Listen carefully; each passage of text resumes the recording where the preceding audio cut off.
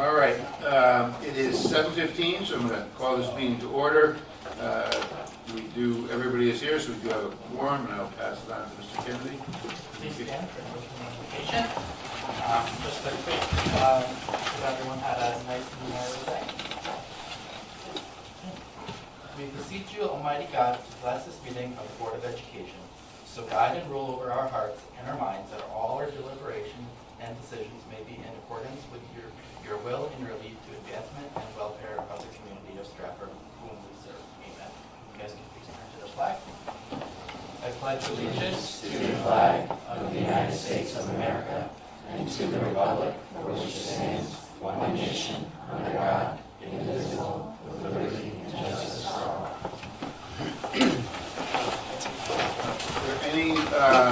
Any speakers here who would like to speak who haven't signed up, please see Ms. Lakutis in the back, and she'll take your name and get it up to me.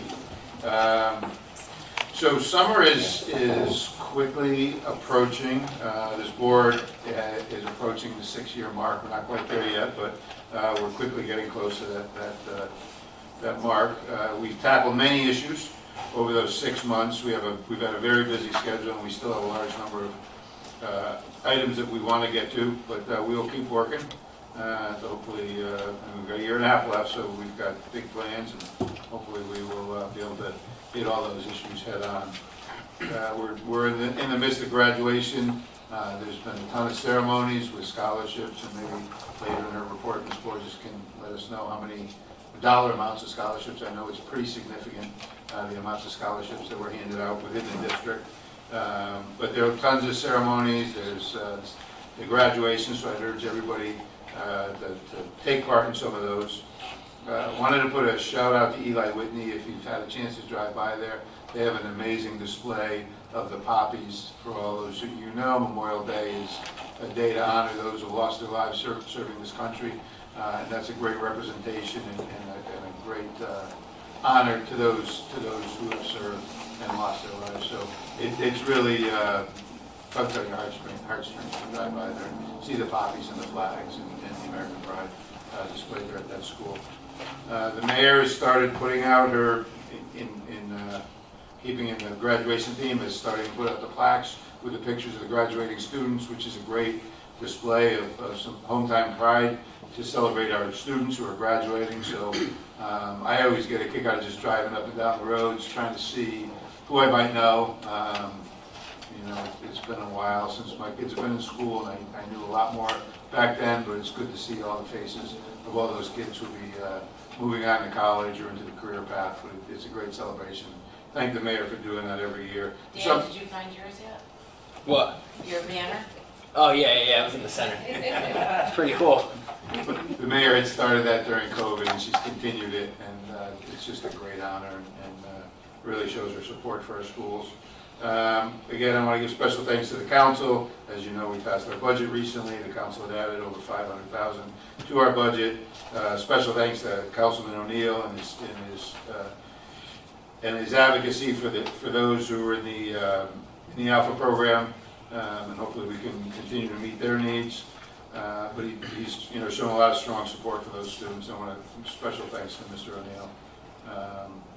Moving on, I guess that's all I have for this time. But again, it's just summer. It's a great time to celebrate, to honor our kids, to be a part of the graduation, and watch them as they move into adulthood. So, public forum. We have a number of speakers. If anybody hasn't signed up yet, our first speaker will be David Hart. Good evening, board.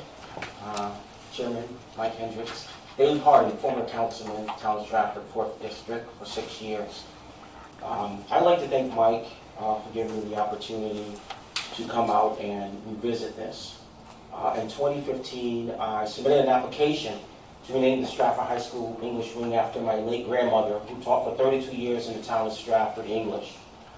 She came during a time where there weren't a lot of minorities in this town, and also a time when there weren't a lot of female teachers. She gave her heart and soul to the town of Stratford. I'm here to ask for the support in doing this. I guess the naming committee voted on it. and it was 7-3 in favor of it. So I'm asking that the board support this effort and this move to rename the Stratford High School English wing after my grandmother. In light of time, I only know I have 3 minutes. Just going over this and reviewing this.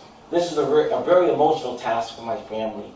My grandmother died in 1993 of cancer of the uterus. Retired from Stratford High School, and I believe she died about probably a year and a half later. I'm excited that my mother is here and my father is here, both sitting here in the back. And this is a very difficult thing for my mom. Those who have lost parents, it's something that you never get over.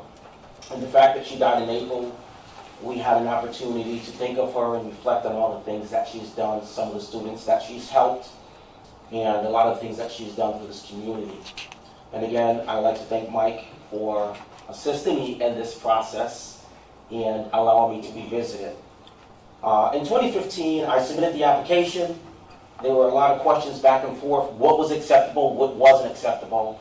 I did forward all those emails, which I kept to Mike, and printed out copies that I do not have, but I did forward the emails. Upon handing in the application process, I handed in the allotted amount of letters to go along with the process. And in turn of that, we also had a poll done online. We had a petition signed, which someone will speak of that later. Upon submitting the application, I asked if the petition that we did were some... You have that 30 seconds left. Okay, the petition that we did was acceptable. And in return, they said yes. And there were some questions about it, and I was given the okay with it several times. And again, this was handed in 2015 when I was an acting councilman. So again, I'm asking the board to revisit this and give me the support for this. I've been a humble servant for this town from 1994 up until now. Sat on boards and commissions, worked at the police department and EMS. And thank you for your support. Chair, thank you so much for all that you do for this town and the board.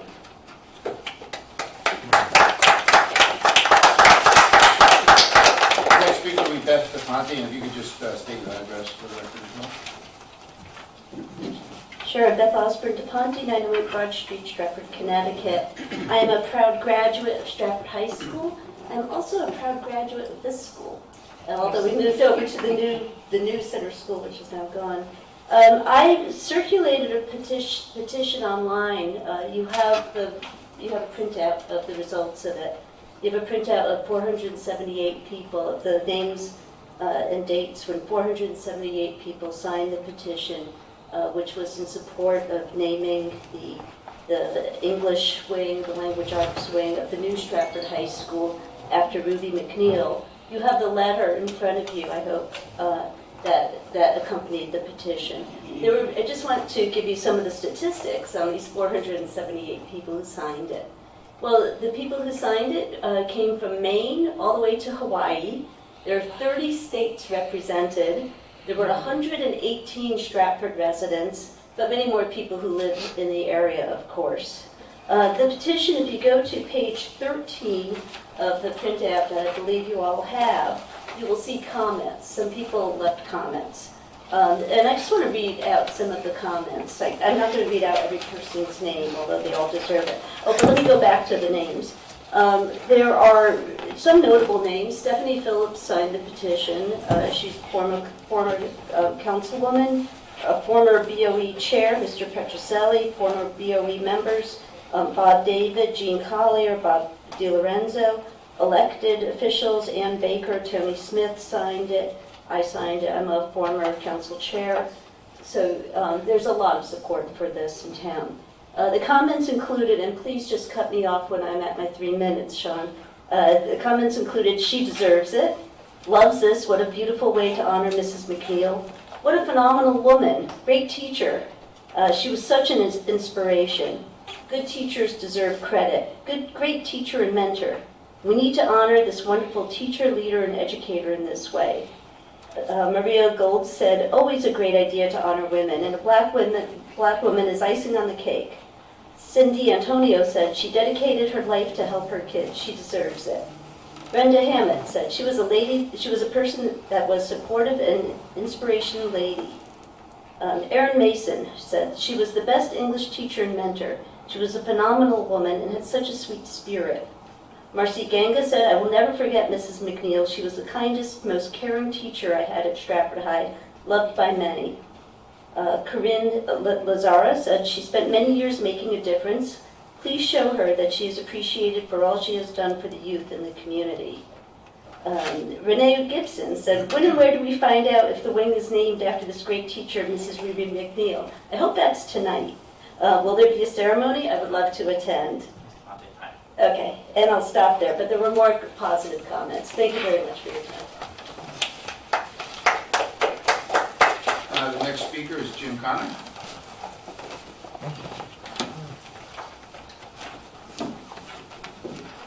Greetings, everyone. Thanks to everyone for serving. For those of you who don't know me, which I think probably is hard to, I spent 12 years on the council, and I was a council chair.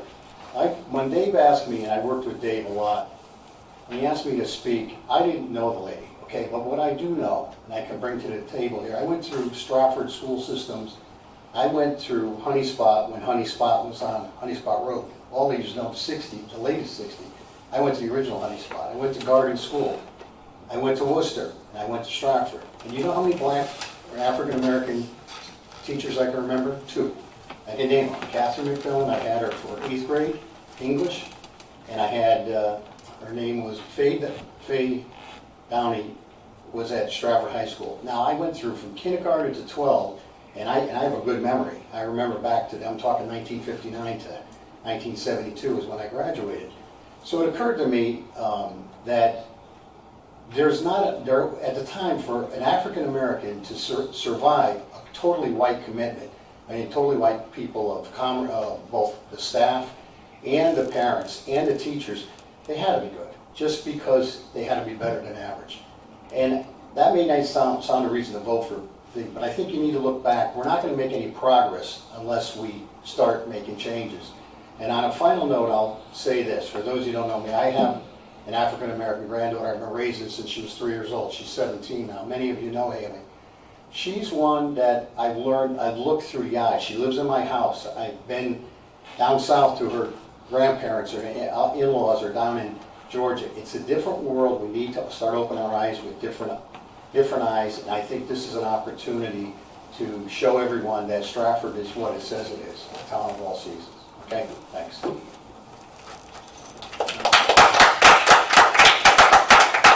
I think Kenneth Pugh, I don't see Ken here. If anybody else would like to speak? No? Okay, see none, we'll move on. Student representative reports. Daniel? And then, for those of you who don't know, this will be their last report to this board. They will be moving on to bigger and better things and hopefully carrying this wonderful and fond memory of all the time we spent together. True. I don't have too much to talk about tonight, but I'll just give it a start. Good evening. I hope you all had a wonderful month. Stratford High has been busy within the month of May due to the year coming to a close. We'd like to start off by congratulating Michelle Barba and Gabe Rodriguez, who have been chosen as the salutatorian and valedictorian for Stratford High School. This is a huge accomplishment filled with lots of hard work completed by the 2 of them. Congratulations again. All AB tests have been completed for our sophomore, junior, and senior classes. Our students have a good feeling about their performance on these tests, and I know for a fact that our staff worked very hard to prepare them for these exams.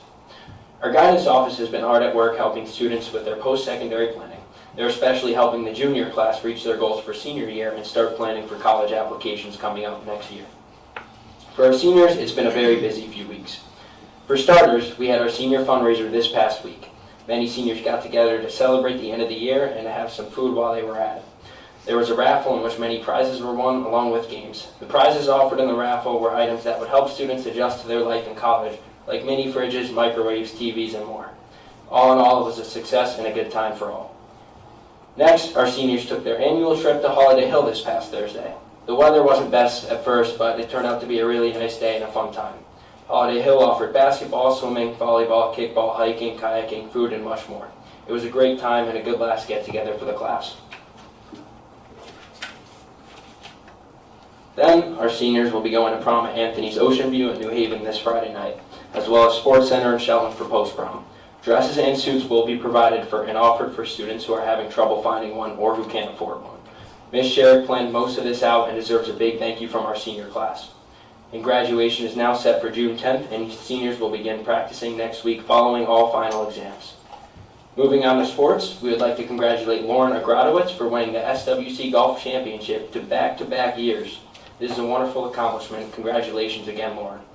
All other sports have come to a close this spring at Stratford High. Congratulations to all the athletes who participated. Oops, sorry about that. Lastly, I just would like to thank you guys, the Board of Education and Stratford High School, for this wonderful opportunity. I've enjoyed speaking to you guys monthly. It's been a real pleasure to work with all of you, and Town of Stratford, you guys have given me a lot of opportunities throughout my whole life here, and I just can't thank you enough for that. I've grown up here, I lived here my whole life, and my time spent in the public school system has taught me a lot about the real world, how to navigate things, so I just want to say thank you to all of you, and good luck next year.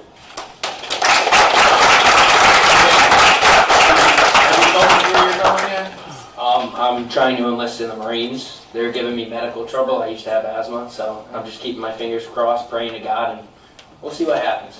Good luck. Thank you. Thank you, guys. Thank you, Mr. Ryan. And I think we have somebody here from Benel. Since you're the last speaker here, you get credit for all the hard work that was done. Okay, well, good evening. My name is Jenna Bernardo, and I'm currently a junior at Benel. I'll be speaking on behalf of Barron this evening. The student, staff, and administration at Benel has been extremely busy with the end-of-year events. Last Wednesday, nearly 300 students in grades 10, 9, and 11th were recognized at our underclassmen award ceremony on the football field. The next day, we awarded $320,000 in scholarships to members of the senior class at the senior scholarship ceremony. This event was preceded by the Top 25 celebration, which was held in the library and catered by the Bulldog Bistro. Thank you to Mrs. Borges and all of the board members who attended. In guidance, we are thrilled to announce that 2 BHS seniors have accepted into Ivy League schools. Jessica Santos was accepted to Cornell University, and Promise Iboki was accepted to Princeton University, where she will attend in the fall. We are excited for all of our students with their future post-secondary plans for military enlistments, trade school enrollments, and college commitments. Counselors closed a 3-week window of AP testing where 363 exams were administered. We also held a Fast Food Challenge breakfast celebration where over 200 students participated and raffle prizes were distributed. In stage, congratulations to the cast and the crew of the spring musical To 9 to 5 on another successful show. We will be attending the Halo Awards, which is the Tonys of High School Theater in Connecticut at the Palace Theater in Waterbury on May 29th. This is the first time that we are participating, and Stephanie Lupo will be representing Benel by performing a solo. We have been nominated for Best Running Crew, Best Specialty Ensemble, Best Male and Female Standout Performance, and Performance by a Leading Actress. In choir, congratulations to Concert Bel Canto and Select Choir on a great final concert. We are finishing out the year by competing against other choirs at Link Compounds on May 30th. Thank you for all the support through the school year. Lastly, we are looking forward to next year and doubling the number of choir numbers. In bands, the BHS and Stratford High Color Guard is having spring training. There is one practice remaining on May 29th from 5:30 to 8:30 p.m. on the side field by the tennis courts. All students in grades 7 through 11 are invited to attend. The Drumline is also holding spring training on Wednesday, May 29th and June 5th in the BHS band room from 6 p.m. to 8:30 p.m. All students in grades 7 through 11 are invited to attend. To register for fall marching band, you must be in current grades 7 through 11 and be enrolled at Benel, Stratford High, Flood, and Worcester for the fall of 2024. Performances for the fall of 2024 include MetLife Stadium. In humanities, students from our creative writing class read their original pieces at our annual poetry festival, a 20-plus year celebration. We look forward to next week's induction ceremonies for our honor societies, especially our newly formed Rho Kappa National Social Studies Honor Society. A big thank you to its new advisor, social studies teacher, Mr. Luke Roberts. And mathematics, the Benel Math Honor Society, Mu Alpha Theta, will be welcoming new members on May 30th and recognizing graduating senior members with honor cords to wear at graduation. In science, Audubon, Connecticut has hired 4 Benel students freshmen Amelia Goldman, sophomores Natalie Romero and Peter Salas, and senior Jacob Riverio, as wildlife guards for the spring. Our students have received training in general job skills, plant and bird identification, habitat restoration, and public outreach. Wildlife guards are working with scientists, researchers, and crew leaders on habitat restoration and engaging visitors about the history of Stratford's habitats in their current work. 11 students will be inducted into the Science National Honor Society on Thursday, May 30th. They will be recognized for their prestigious accomplishments in taking the most challenging science courses and maintaining a cumulative GPA of 3.0 or higher for all high school coursework. At the ceremony, seniors will also receive their honor course for graduation. We are thrilled to announce that our spring 2024 NGSS test scores increased by 8% from last year, which represents the greatest increase Bunnell High School has observed since this new test was implemented 6 years ago. Congratulations to Dr. Khan and all of our science teachers, and most importantly, our juniors for all their hard work. In student government, the Student Government Association facilitated another successful election for all class council officer and student government officers for the 2024 and 2025 school year. A freshman class council will take place in September of 2024. This week we are hosting our final Spirit Week of the school year in order to celebrate the last official week of school prior to final exams. In the athletics department, the newest member of the Bunnell Athletics Hall of Fame induction class of 2024 include Ashley LeCount, Skip Lance, and Mark Harrison. Freshman Parker Smith recorded her 100th career strikeout, while senior Megan Camperlingo recorded her 100th career hit. The state champion boys basketball team will be recognized at their banquet on May 29. In conclusion, I thank you all for the time you've given me and allowing me to share what's been happening at Bunnell. I hope you enjoy the rest of your evening and have a wonderful summer. Thank you. Mr. Henry, I just want to congratulate Jenna. For those of you that don't know, she is the Barnum Festival's queen this year. Will you be the student representative next year? Hopefully, I would love to. Thank you. And congratulations to, I know Barham is not here, but he, at the Top 25 celebration, announced that he is committed to Boston College and will be attending Boston College next year. Awesome, thank you. And Barham is at the Men of Color Yes. banquet tonight. Well, we wish him well, and both him and Daniel and all of our students from both Bunnell and Stratford High and whatever paths they take. But we really want to appreciate you guys for the time and commitment you've made to attending these meetings and sharing the goings-on of your high schools. Thank you guys. Yes, thank you. Without objection, I'm gonna ask that we go out of order, take the slate legislative. We have a couple of executive sessions, so the attorney will be sticking around. So if we just have the state legislators go next. Any reports they have for us on the goings-on of Hartford? I see Mr. Cresco in the back, would like to comment as well.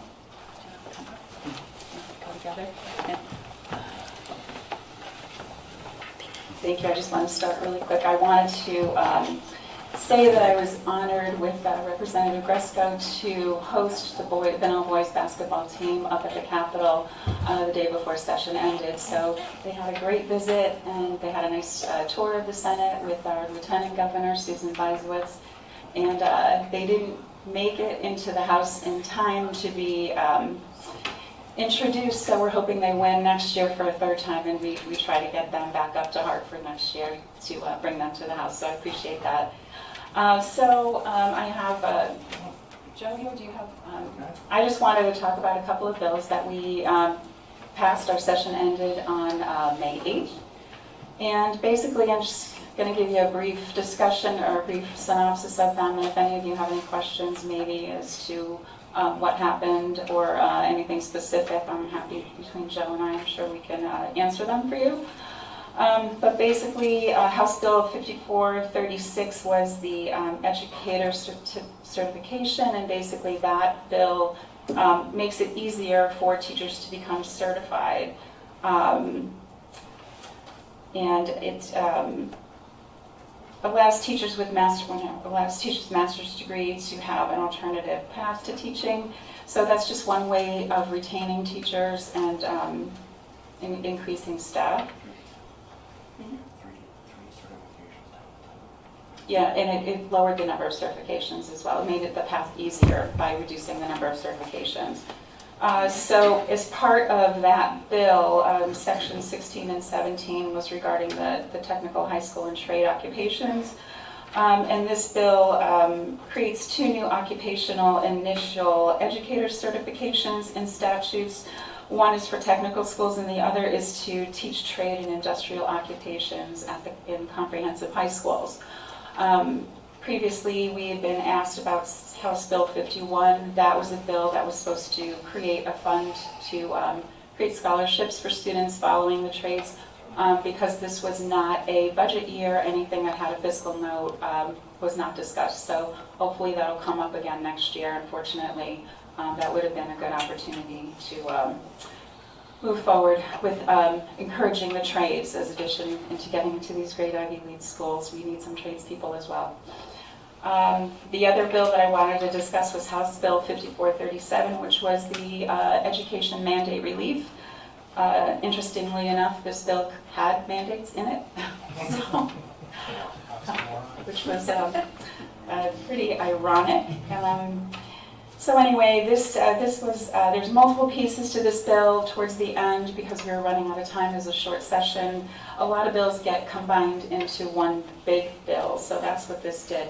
This bill had 5437, and it included 5213, which was regarding disconnected youth, and it also includes Senate Bill 380, which was regarding discipline. So if anybody has any questions about that, between Joe and I, I'm sure we can help answer some of those questions. Senate Bill 5 was regarding school resources, and this is requires the state starting in fiscal year 25 to fully reimburse school districts for any special education costs more than 4.5 times their net current expenditures per pupil, and this repeals the tiered method that we currently have.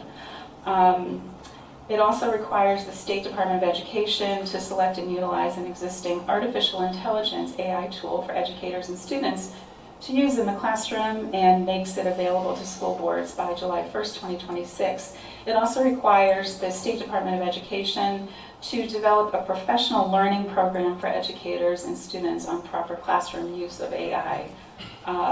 So if anybody has any questions about that, we can elaborate on that. And then Senate Bill 154 concerning schools requires the State Department of Education to conduct an audit of public school student assessments and report on the audit to the Education Committee by 1/31/26.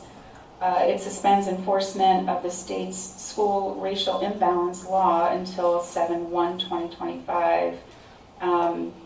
And it also requires the State Department of Education to provide all towns with their ECS grant amount estimate for the following year. So that'll be helpful when we go to creating the budgets.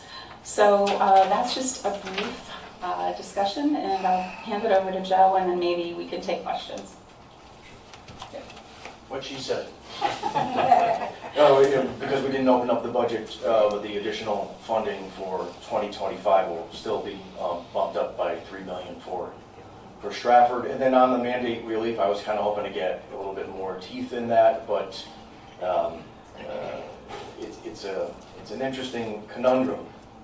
For example, there's a push on for fully funding breakfasts and lunches for all students. But when you do that, every lunch person that I've talked to, it tells me that half of it goes in the garbage.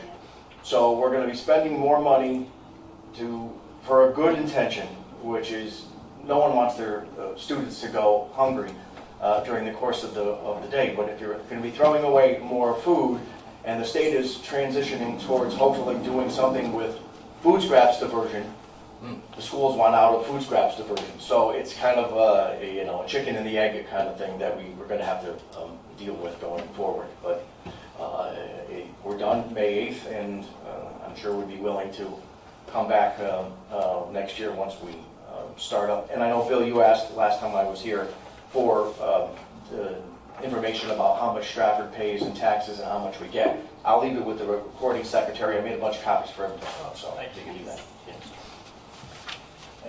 Any questions? Mr. Duff. Yeah, I have a quick question about the AI programs that you mentioned and have to go in place by July 2026, I think you said. Are the state going to like set out options of, you know, like here's 5 options you can choose from for? I'm sure it'll go as well as the right to read. I don't know yet. I mean, this is just in the bill, it's all preliminary. I'm them thinking they're going to have to give some sort of a guideline. This is something that isn't going to go away and something that we're going to need to learn to work with. I know that the college level, it's already being incorporated. Our faculty members actually use it in the classroom as part of their class. So, however, I'm sure that it'll be something that they'll let us know. Great, thank you. Ms. Meehan. I was just wondering if you could please elaborate a bit on the new budget stabilization bill, specifically House Bill 5523 that allows the Board of Education to potentially keep up to 2% of their year-end balance, starting, I believe, with fiscal year 24. And how do you see that process occurring? I had discussions today with a representative on the Education Committee, and we're in communication with the State Department of Education to get some clarification on that. It's pretty complicated, and I don't know how it would work in theory, but especially with Stratford being an alliance district, I wanted to see how that, if that had any effect at all on what that would mean as far as 2%. So do you think it's best that we get clarification as a district from the State Department of Education, or can you just perhaps get us some more information? Yeah, I'm still working on it, waiting for them to call me back, and I spoke with someone today and had some more questions for her. So she was going to follow up and then get back to me. So I'll have some answers hopefully by next month. I'm sure by next month. Thank you, I appreciate that. Ms. Corman. Not a question. I just want to thank you both for coming out each month and updating us, especially since both of you are not, I know both of you, neither one of you are on the education committee, so you're actually going out and tapping your colleagues and trying to get deeper information for us to share with us. So I do appreciate that. Thank you both. I think I could speak for Representative Dan Jones. Now, we're not come here with something. Here's what happened. I think we're having a special session. Yeah, that's going to be on another something. Don't look for me every month. Well, we appreciate We're it. not coming during the summer either. Just trying to be honest. I do have a question. You talked about the lunch program, and that's something we've been wrestling with on our policy committee. How do we, the language is in there, some of it's mandated federally by the state. We're carrying, I think, an $80,000 deficit this year in that line item, and that's typical of every year. You know, there's some paperwork that might assist us, or there's a bunch of different ways, but are you guys looking at ways to, and there's a big article actually in the Connecticut Post, I think, recently, are you, or is the legislature looking at ways to get some relief for towns who are having to carry that burden? And, you know, it is significant year after year, it adds up.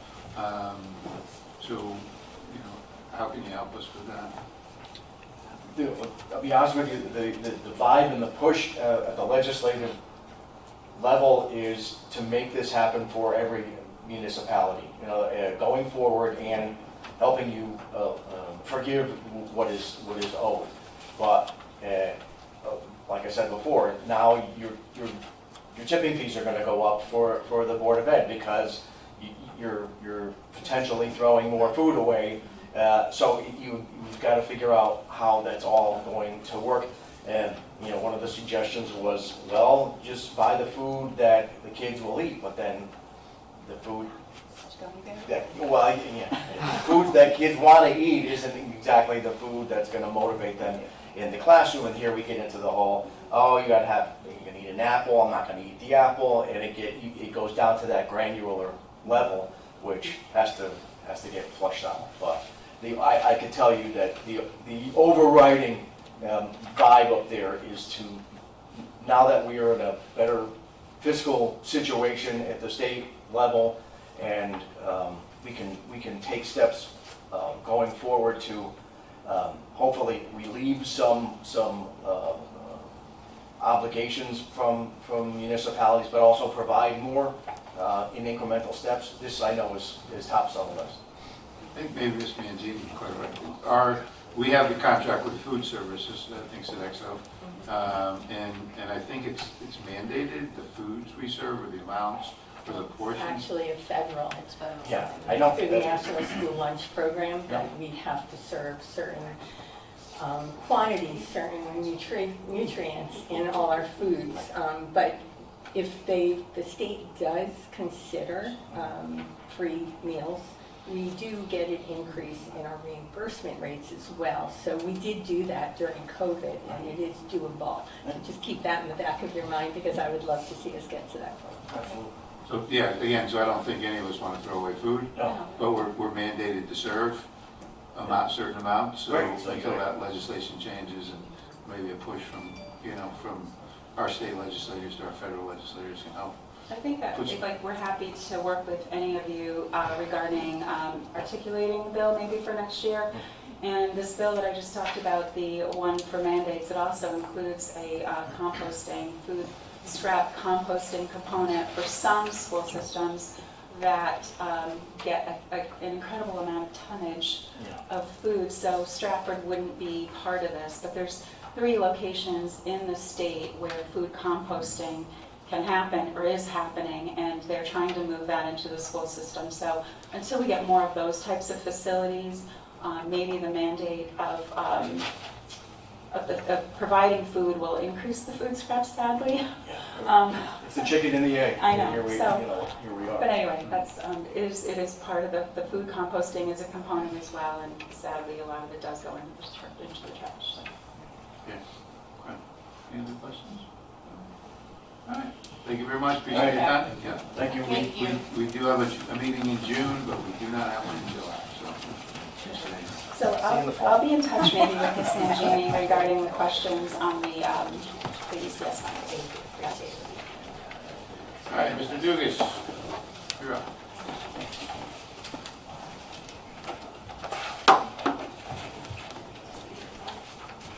Good evening, everyone. A couple items to update you on, and then there are a couple of executive session items, things that I think are best discussed in executive session. The first is, just wanted to tell you that in terms of the investigation regarding Dr. Sunday, the investigators are working on the report. They were working on it last week. They tell me it will be in at least a draft form for me to review before it gets passed on to you before the end of the week. So hopefully by the end of the week, we'll be in a position to forward that on to you. It will be subject to the attorney-client privilege, meaning it is not available to the public, but you will have that information, and the next steps would be a presentation on the findings for you, and then that would conclude the investigation. So should have something very shortly on that. Second of all, we had previously reported, I previously reported about 2 negotiations. Well, we now have a third. The SEA, the Teachers Association, the contract is up this year. There are mandatory timelines we have to adhere to. First and most important is we have to commence negotiation by July 29. So we've got to have at least 1 meeting prior to July 29. We have to complete negotiations. If we don't settle, then we have to have mandatory mediation, and then that's in September, and then by October 12th, if there is no agreement, we would be in binding arbitration. I'm sure he doesn't know it yet, but I think Mr. O'Brien's volunteered for that one too. But there's a limit too. Free for the price of one. If that's not the case, let me know, but otherwise I will presume that, and we will move forward with that very important negotiation. And then the third thing I wanted to report is the U.S. Department of Education's Office of Civil Rights has promulgated new regulations regarding Title IX. Brief history, the law was written in 1972. It took them 50 years to get around to writing the first set of regulations, explaining it all, adding lots of stuff to it. That was under the Obama administration. Along comes the Trump administration. They changed the rules, And now, lo and behold, the Biden administration is changing the rules again. So what that's going to encompass, I've literally got a stack of 2,000 sheets of paper from those regulations on my desk to go through them, to identify the changes, and most importantly, to provide new training materials for you all, for the administration and the teachers, provide a new policy and new regulations that go along with that, because it's a very technical situation. We will be providing a model policy and model regulations for you, and then you can look at them and we can talk about whatever changes need to be made. But that's an important initiative. It's supposed to go into place August 1st. There have been 3 states that I'm aware of have filed lawsuits seeking to enjoin them, so who knows what's going to happen, but in the meantime we have to assume they're legal and will be have to go into place by August 1st, so we'll be working on that. In terms of the other items, I had provided an opinion to the board about bylaws. Actually, I provided it to the acting superintendent for the benefit of the board, and I'd like to discuss that in executive session. And the other thing is, as you are aware, the board and a number of board members have had complaints filed with the Connecticut Commission on Human Rights and Opportunities on Dr. Sunday's behalf, alleging essentially race discrimination and retaliation. And I just want to explain the significance of those and the process and what to expect with that. So I would ask for an executive session on those 2 items, please.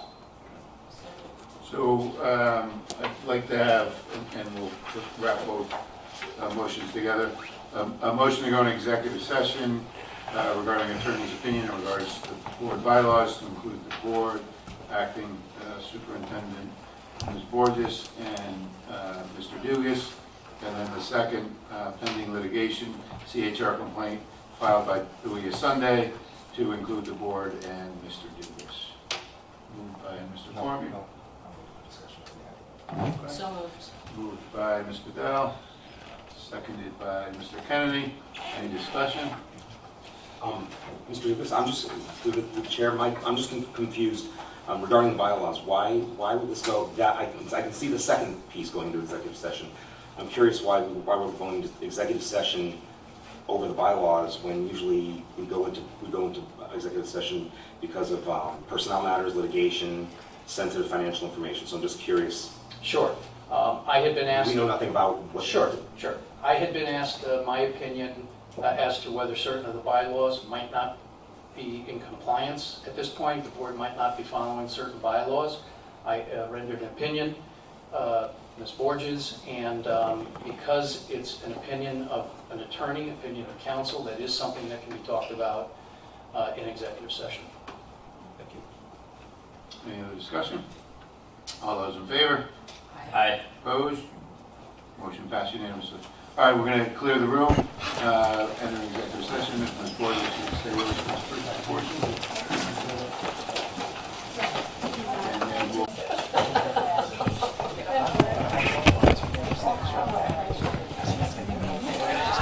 Playing off each other. We're going to rehearse.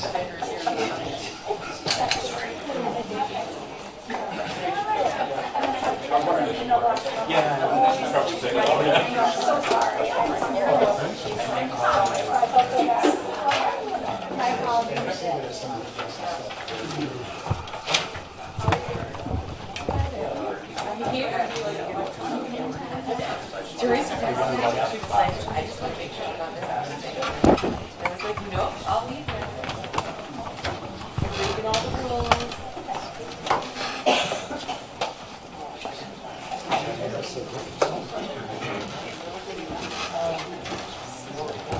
For your record.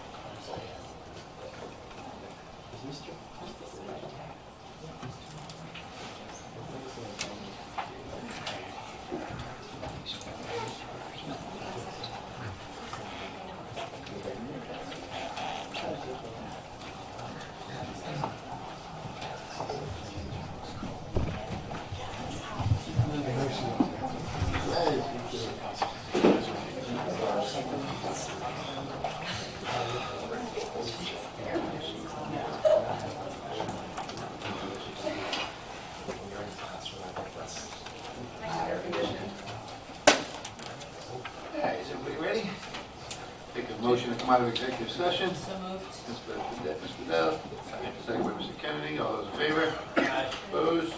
Motion passed unanimously. Just a reminder to turn your microphones on, please. All right, we'll jump into the administrative executive reports. Ms. Borges.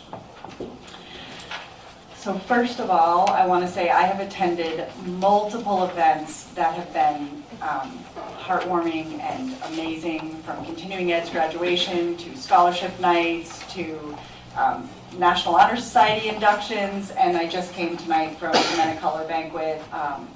We have amazing students in Stratford. You have students that are achieving at all levels. We have students that are really making a difference in our community and making a difference in the world already. So I have been blown away by their achievements. I want to thank Lisa and Bill and Chris and Jill, because they have attended most everything I've been at. They've been there with me, and I just really appreciate everybody taking time to go out and do those things. My executive report tonight is primarily focusing on the teacher evaluation. So I'm going to go over, you guys will be voting to move that forward later tonight, and I'm going to provide you with some information now so that you have a little bit of understanding what you're voting on, okay? The Stratford Professional Development and Evaluation Committee, PDAC, has successfully approved adjustments to the Connecticut State Leader and Educator Evaluation Support Plan by consensus on April 30th, 2024.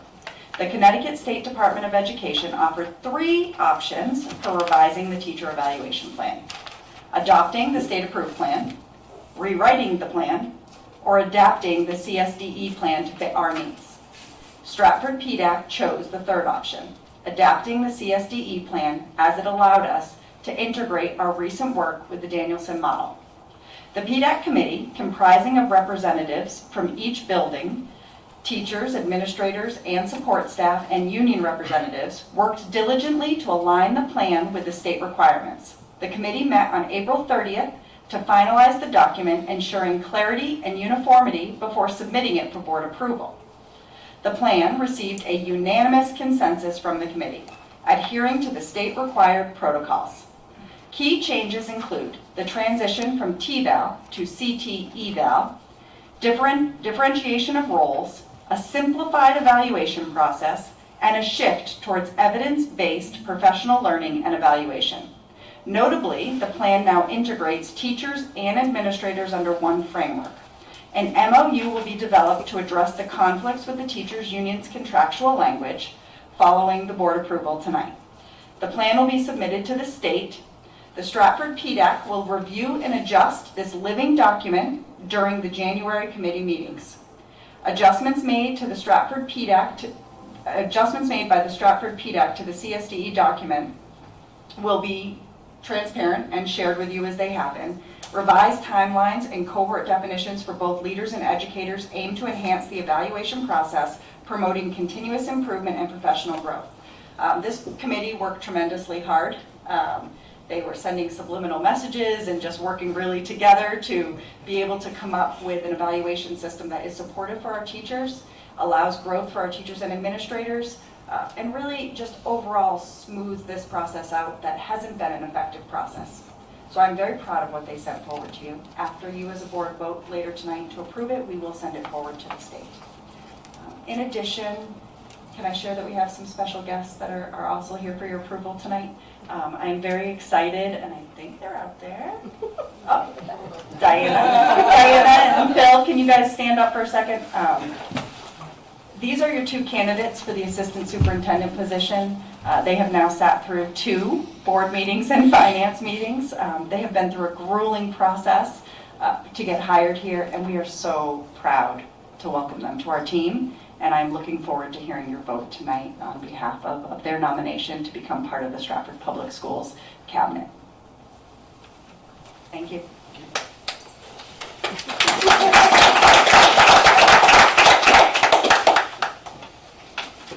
Does that conclude your report? It sure does. Are there any questions? Oh, you wanted to know how much money was given away at scholarship night? Yes. Yes. So between the 2 high schools, they gave away $680,000. We have some very amazing donors, and I think even some members of this board are related to some of the scholarships that were given. Let me note that the Stratford Old Timers gave $22,000 tonight. That puts it over 800,000. So, and before we move on, I think there are some other awards given out recently that maybe, I don't know, we mentioned yet, both to yourself and to Ms. Mangini, that probably deserve some Yes. comment. So we might have a bigger award for Ms. Mangini soon, I hope. We just finished her nomination. Explain it, Pam. It's national. It's the National Association of School Business Officials International. So I was encouraged to apply, and Heather was kind enough to work with me on that. So we'll see. She needs to apply. So I think we might have a winner. Connecticut's never won, but I feel like we have a winner right here. And I was not at the finance meeting today because actually Barham was presenting me with an award from the Men of Color group that was, I teared up. So they're just pretty amazing. They're great young adults, and I am just completely impressed with everything that they do. So yes, we had a couple other awards, but you know I'm not a big fan of recognition. So the big recognition is for those students that are part of that group. We only give it when it's deserved. And I think, Ms. Mangini, you were part of that scholarship. Yes, that was the most exciting part. I was actually honored to be named the Connecticut Celebrated School Business Official for 2024, and I will be at a dinner later this week for my fun. But the most exciting part of it was that we earned a scholarship for both Grinnell High School senior and for one senior at Stratford High School, and I got to choose those individuals. So it was really worthwhile. And to Heather's point, the international one has a $5,000 scholarship, so that definitely encouraged me. I think it's pretty amazing that Pam's hard work can also help a student.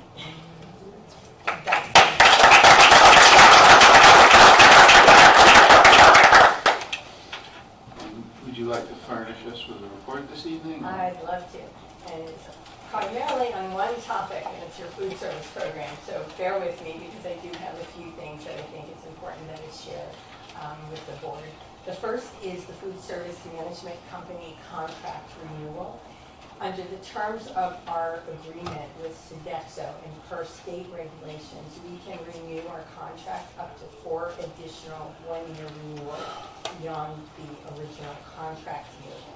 So this will actually be the second of 4 renewals based on that current contract.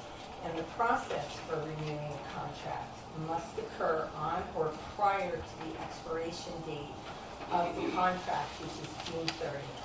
So prior to June 30th, 2024, we have to make certain that we have a new contract in place. It gets a little complicated because nothing with food service is simple.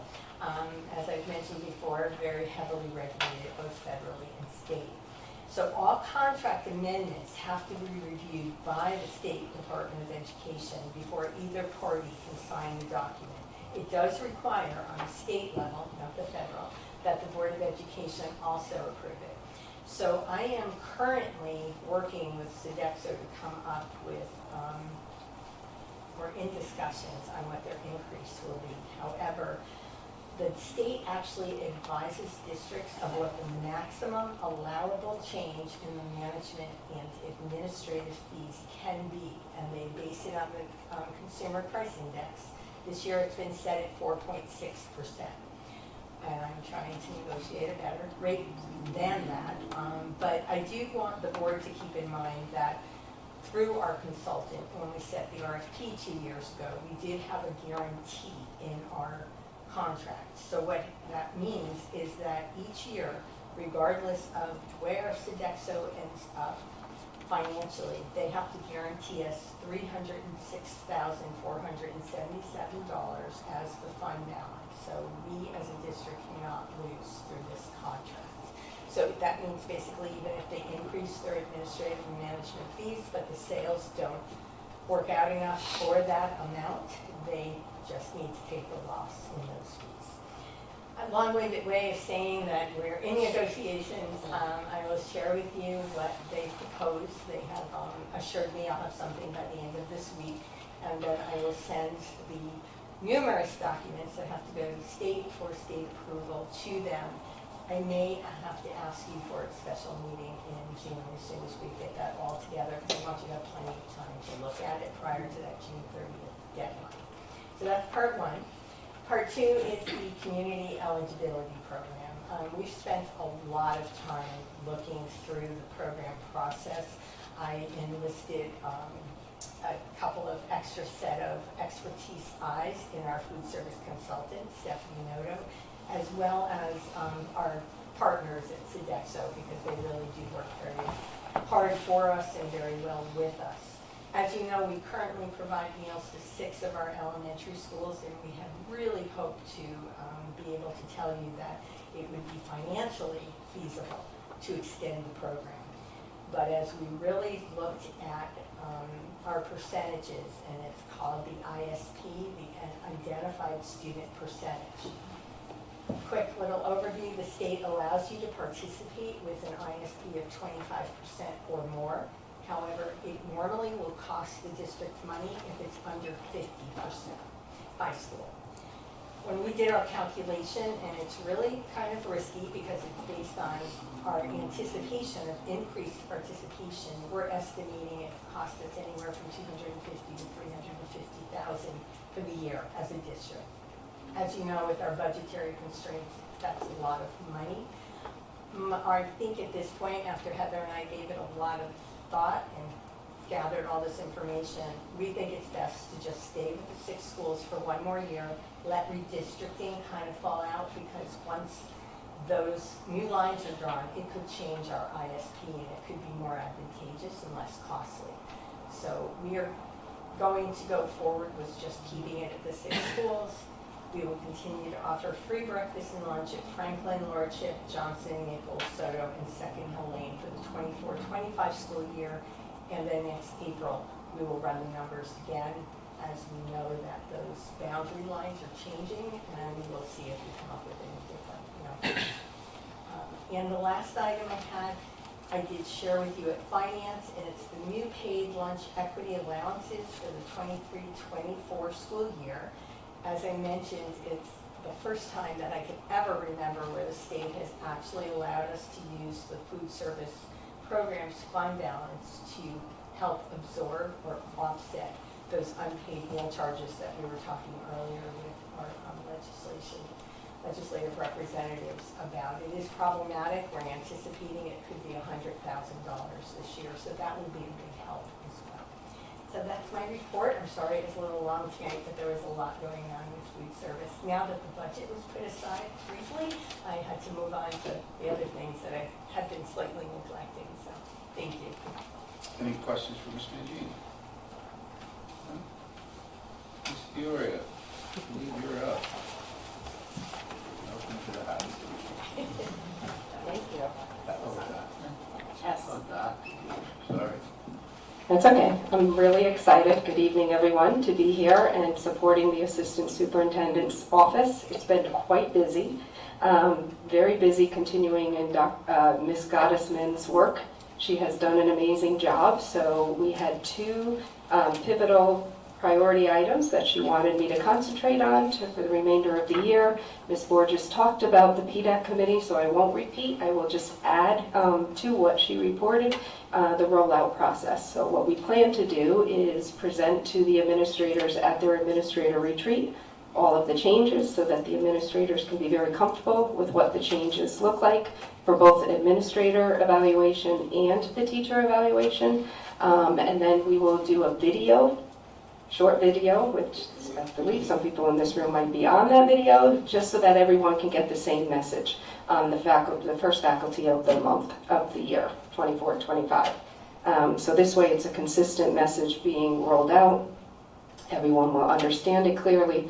And so that's the PDAC update. And the other important aspect was MTSS. Ms. Gottesman started, and I know you've heard over this year, some stumbles we've came across as schools, and it needed some revisions. So we continued this year with what was put in place, but we took from our SRBI in the past and our new system this year, the positive things that are going, and we are meshing it together. Similar to PDEC, we have brought many different variety of people to participate on a subcommittee so that we are hearing from different voices. So many people are a part of this committee. And again, just like PDEC, we'll be rolling it out very similar to the administrators at the retreat, a video so that it's one consistent message for everyone, and then to the faculty at the faculty meeting, or maybe the first couple days in August when we return. So those were two important items that I've been busy working on. And then just quickly, the Panorama survey went out, and we do encourage all families, staff, and students to, I know it's a little lengthy, but we should be, hopefully everyone saw that come through. I think some did, okay. And we'll continue to share for schools to promote it on their Class Dojo and eBlast system. Dr. DeRoy, is Yeah. it also up on the website? It should be, but I will double check and make sure it's up there. It's really important that everyone fills it out because that's what the school buildings produce their goals from. So it's important that we have a feel from a variety of people of how they view their schools.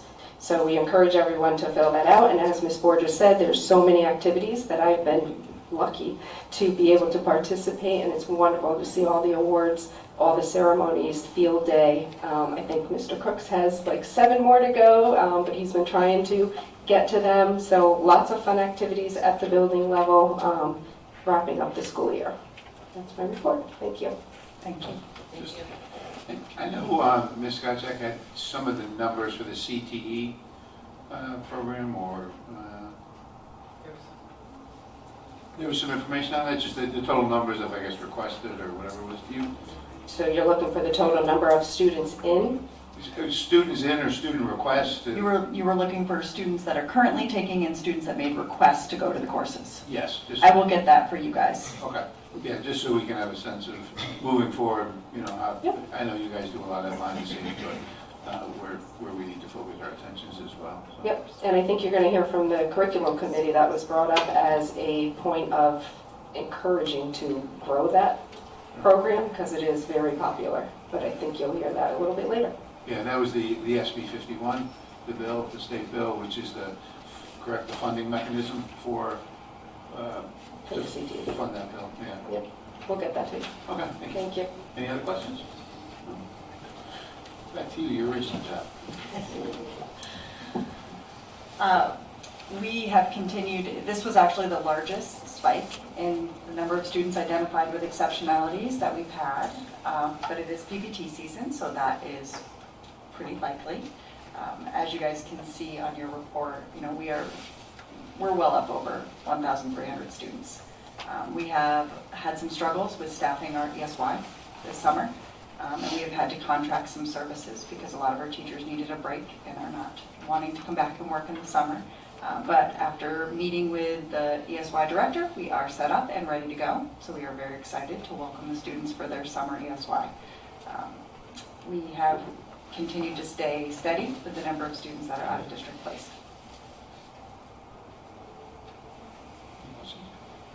How much of how much of an increase was it from year-end last year to where we are now, you know? The number of students? Yes, with exceptionalities. We are over 200 additional students with exceptionalities. I can get that exact number for you, but yeah, we're up over 200 students.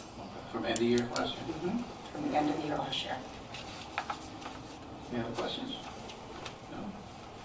All right, I'll take a motion to accept the meeting minutes of April 22, the regular meeting, May 20, special meeting, and the May 21 special meeting. So moved. Moved by Mr. O'Brien, second by Ms. Goodell. Any discussion?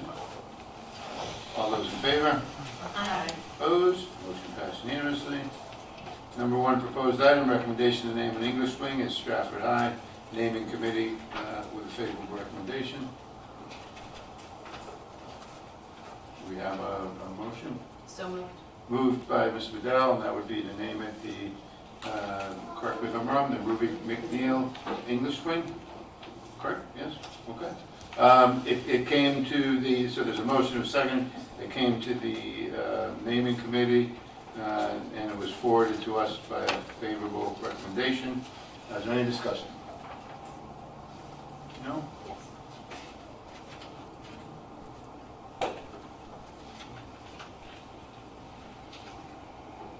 I have some questions, so, when it came to the committee, the vote on the committee was,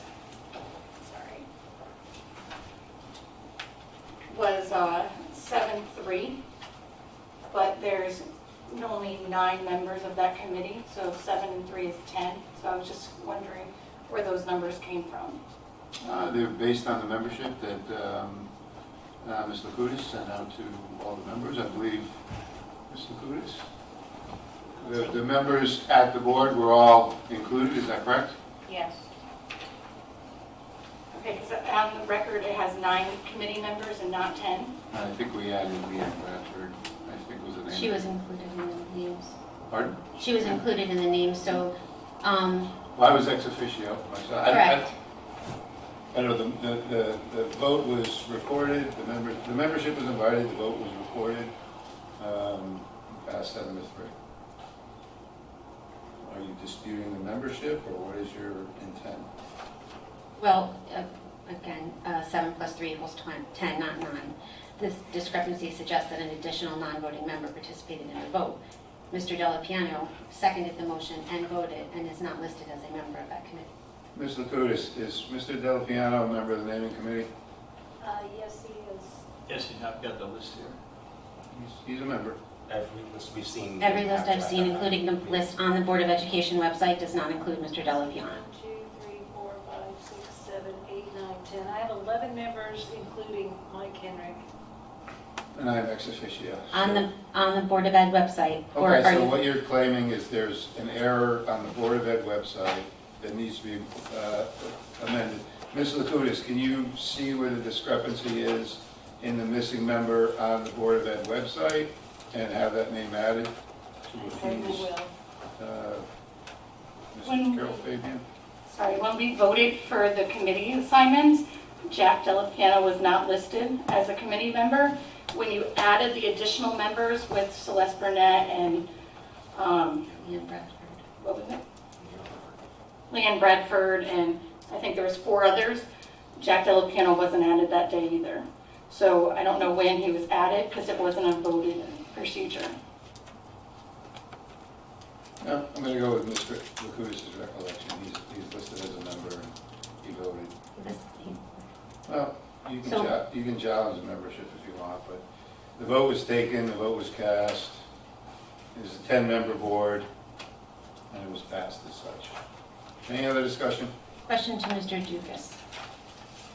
Would having a non-voting member participate in the vote make this meeting and its outcome invalid? Would this be considered an illegal meeting? Well, it certainly wouldn't be considered an illegal meeting. I don't think it would make it invalid, but as a practical matter, it's this board that votes on it. So that's really the determinative issue. I wouldn't be overly concerned about, the exact number of votes as long as it came as a recommendation to you. Okay, thank you. Any other discussion? I have a few other questions. So according to our policy, the subcommittee is responsible for validating the documentation and meeting with any and all individuals or groups deemed appropriate. The subcommittee's role is to ensure that all required documentation is complete and accurate. So why was this put forward when they did not fulfill that role? How so? Well, during the meeting, for instance, Mr. Bacola, a committee member, asked, who looks through the application and says everything is there? All the information was sent to all the committee members. They had the opportunity to review it. They received the packet when they sat down that day. Hence why Ms. D'Angelo Powers asked that it be tabled so that the committee had time to actually go through the packet, because it was clear by Mr. Bacola's question that they did not look through the packet to validate that the items weren't there. Everybody received the information, had the opportunity on their own to validate the information. When? Whenever it was received. Ms. Lakutis, when did the committee receive that information? The packets were given out at the beginning of that meeting, and the packets were reviewed at that meeting. And based on your minutes, do you feel that the committee felt comfortable with the information presented and that it was all accurate? It appeared the committee was comfortable, and the packet that was received from Mr. Harden was the same packet that was given to all of the committee members. And can you remind this board what the final vote was from the committee to refer it? I believe the minutes did say 7-3 in favor. Okay, it was 7-3, so 7 members felt comfortable. Yes. Based on majority rule, 7 is the majority, and it passed. The recommendation was from the naming committee. I mean, if you guys want to continue to play politics or get tied up on the This isn't politics, this is following policy. I'm asking policy questions that wasn't regarding policy, the policy that wasn't followed in years past on the naming committee. So we've given Mr. Harden the opportunity to represent his application because the policy wasn't followed. The policy on a board that you were vice chair of. So we wanted to be fair to Policy Mr. was followed. Excuse me, I'm speaking. She was speaking, you cut her off. No, Mr. Harden was given the opportunity. The board, the committee made a 7-3 recommendation to send it to the board. They felt comfortable with the information presented. Can I ask the rest of my questions, please? Yeah, sure. So from what I received, there's no resume of public service included. Was that given? Yeah. Well, it was part of the original recommendation. It was part of the original, and it was part of the verbal presentation. So it was done verbally? It was done verbally, and also it was also part of the petition that was handed in. Yes.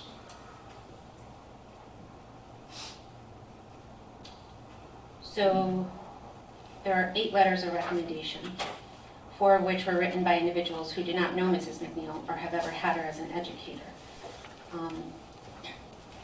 And then there was the online petition with over 400 signatures in place.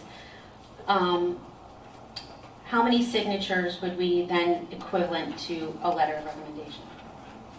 How many was it? I counted 11. I counted 11 letters.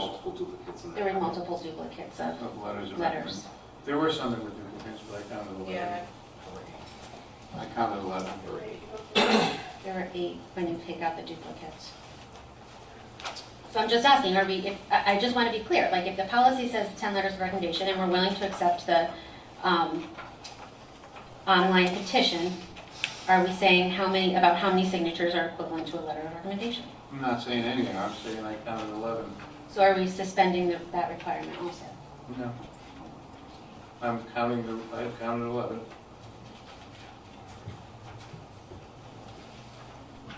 The packet also includes screenshots of Facebook comments. Are these to be considered as letters of recommendation?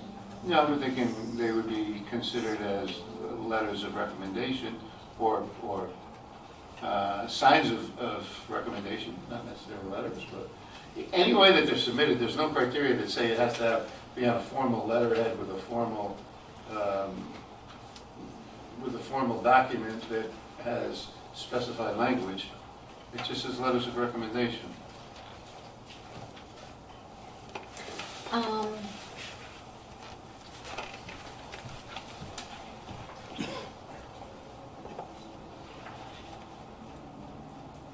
I just find that it's unfortunate that we have to disregard policy when we're trying to honor a woman who dedicated her life to education. Yeah, I agree. As an educator, I always stress the importance of following procedures. And from what I've read about Mrs. McNeil, she did too. She believed in teaching her students to focus on their work and enjoy the results. I just wonder what she would think of this process and those willing to bypass standards for the wrong reasons. Instead of relying on an online petition and Facebook posts, we should consider the public testimonies from those who knew her as a teacher and mentor. And I want to thank those community members who have come out and spoken on behalf of Mrs. McNeil and her boundless heart and genuine passion, as they described it. Unfortunately, this broken process, I believe, is unfair to her. I want to thank those who have spoken up and taught me about Mrs. McNeil and her impact. Your voices are vital in preserving the integrity of this process and ensuring we honor her appropriately. So thank you for those of you that have spoken up that knew Mrs. McNeil and could speak on her behalf. Your words were very powerful. Does that complete? I have no your- further questions. Any other questions? And I will repeat, this is an awesome opportunity to honor somebody in the African American community, the African American community as a whole. I've said it on numerous occasions, all of our buildings have old white men on them, and it's time we start to reflect our community in a little better fashion. It's a shame that we've allowed a few, even if they were technical issues, to impede that. It caused the failure of the application the first time around, and who knows where this will turn out. But I think that the main focus and the main goal is to honor Ms. McNeil for her years of service, and to try and play politics with this, I think, is shameful. So, that being said, any other discussion? No? Roll call vote. Ms. Jillian Angelo Powers. Yes. Mr. Cormier. Yes. Mr. Kennedy. Ms. Bedell. Yes. Ms. Carol Fagan. Yes. Mr. O'Brien. Yes. Chair votes yes. Motion passes unanimously. Congratulations.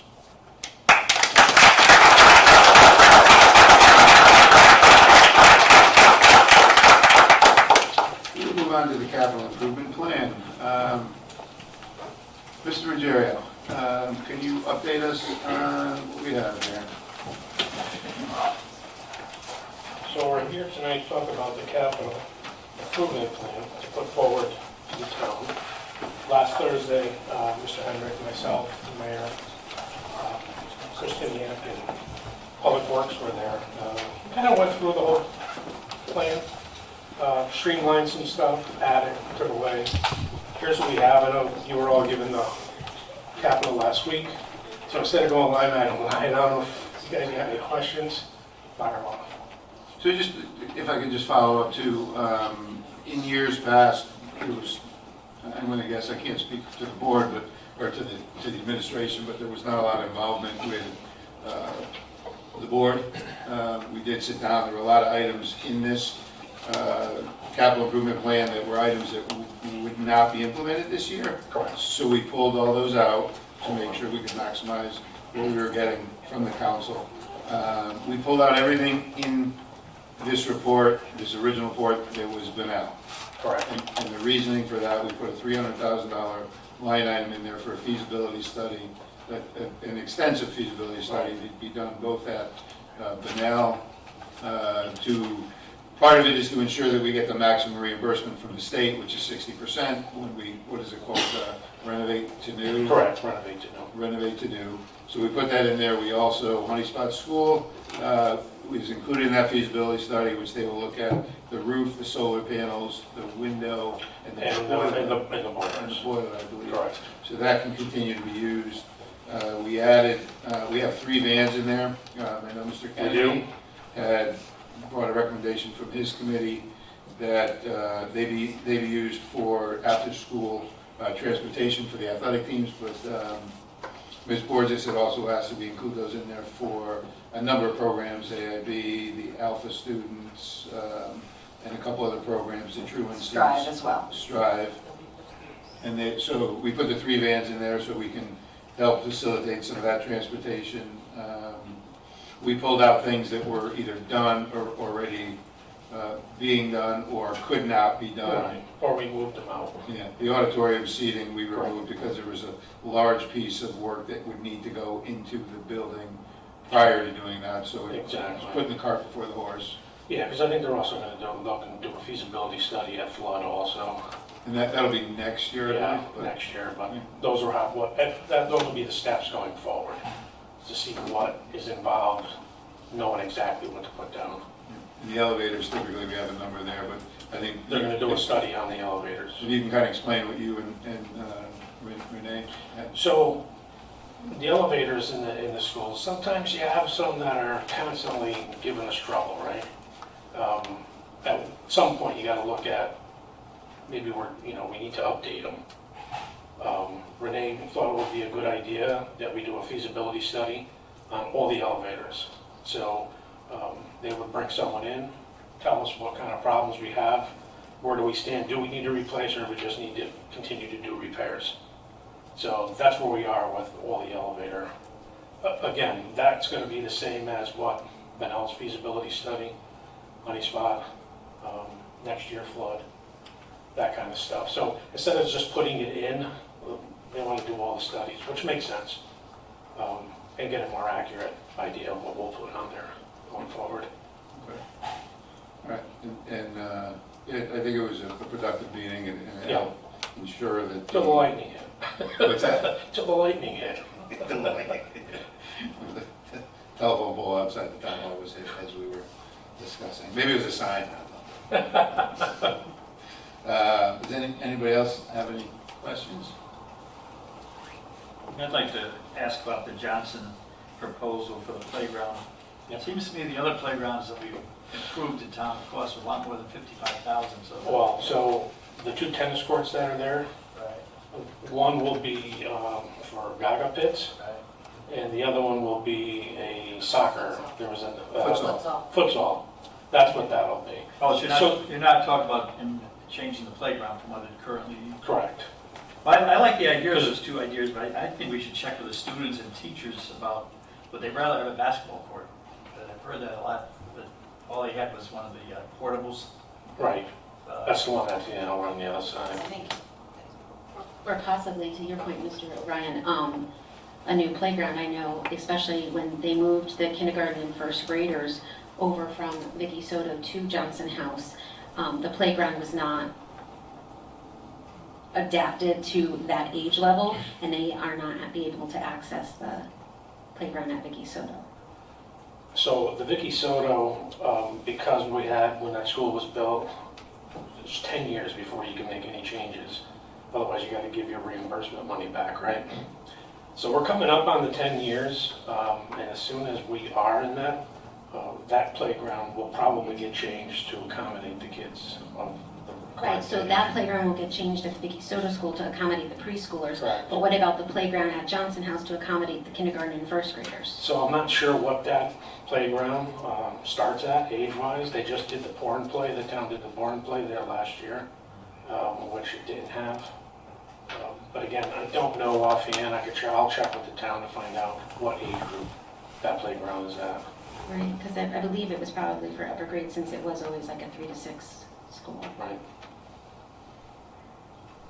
And when I did, I think Ms. Angela Powers, Mr. O'Brien, you were there, we did our tour of Johnson, and the principal, Harold Rice, had mentioned that he would love it if he could get 2 Gaga pits and a futsal court there.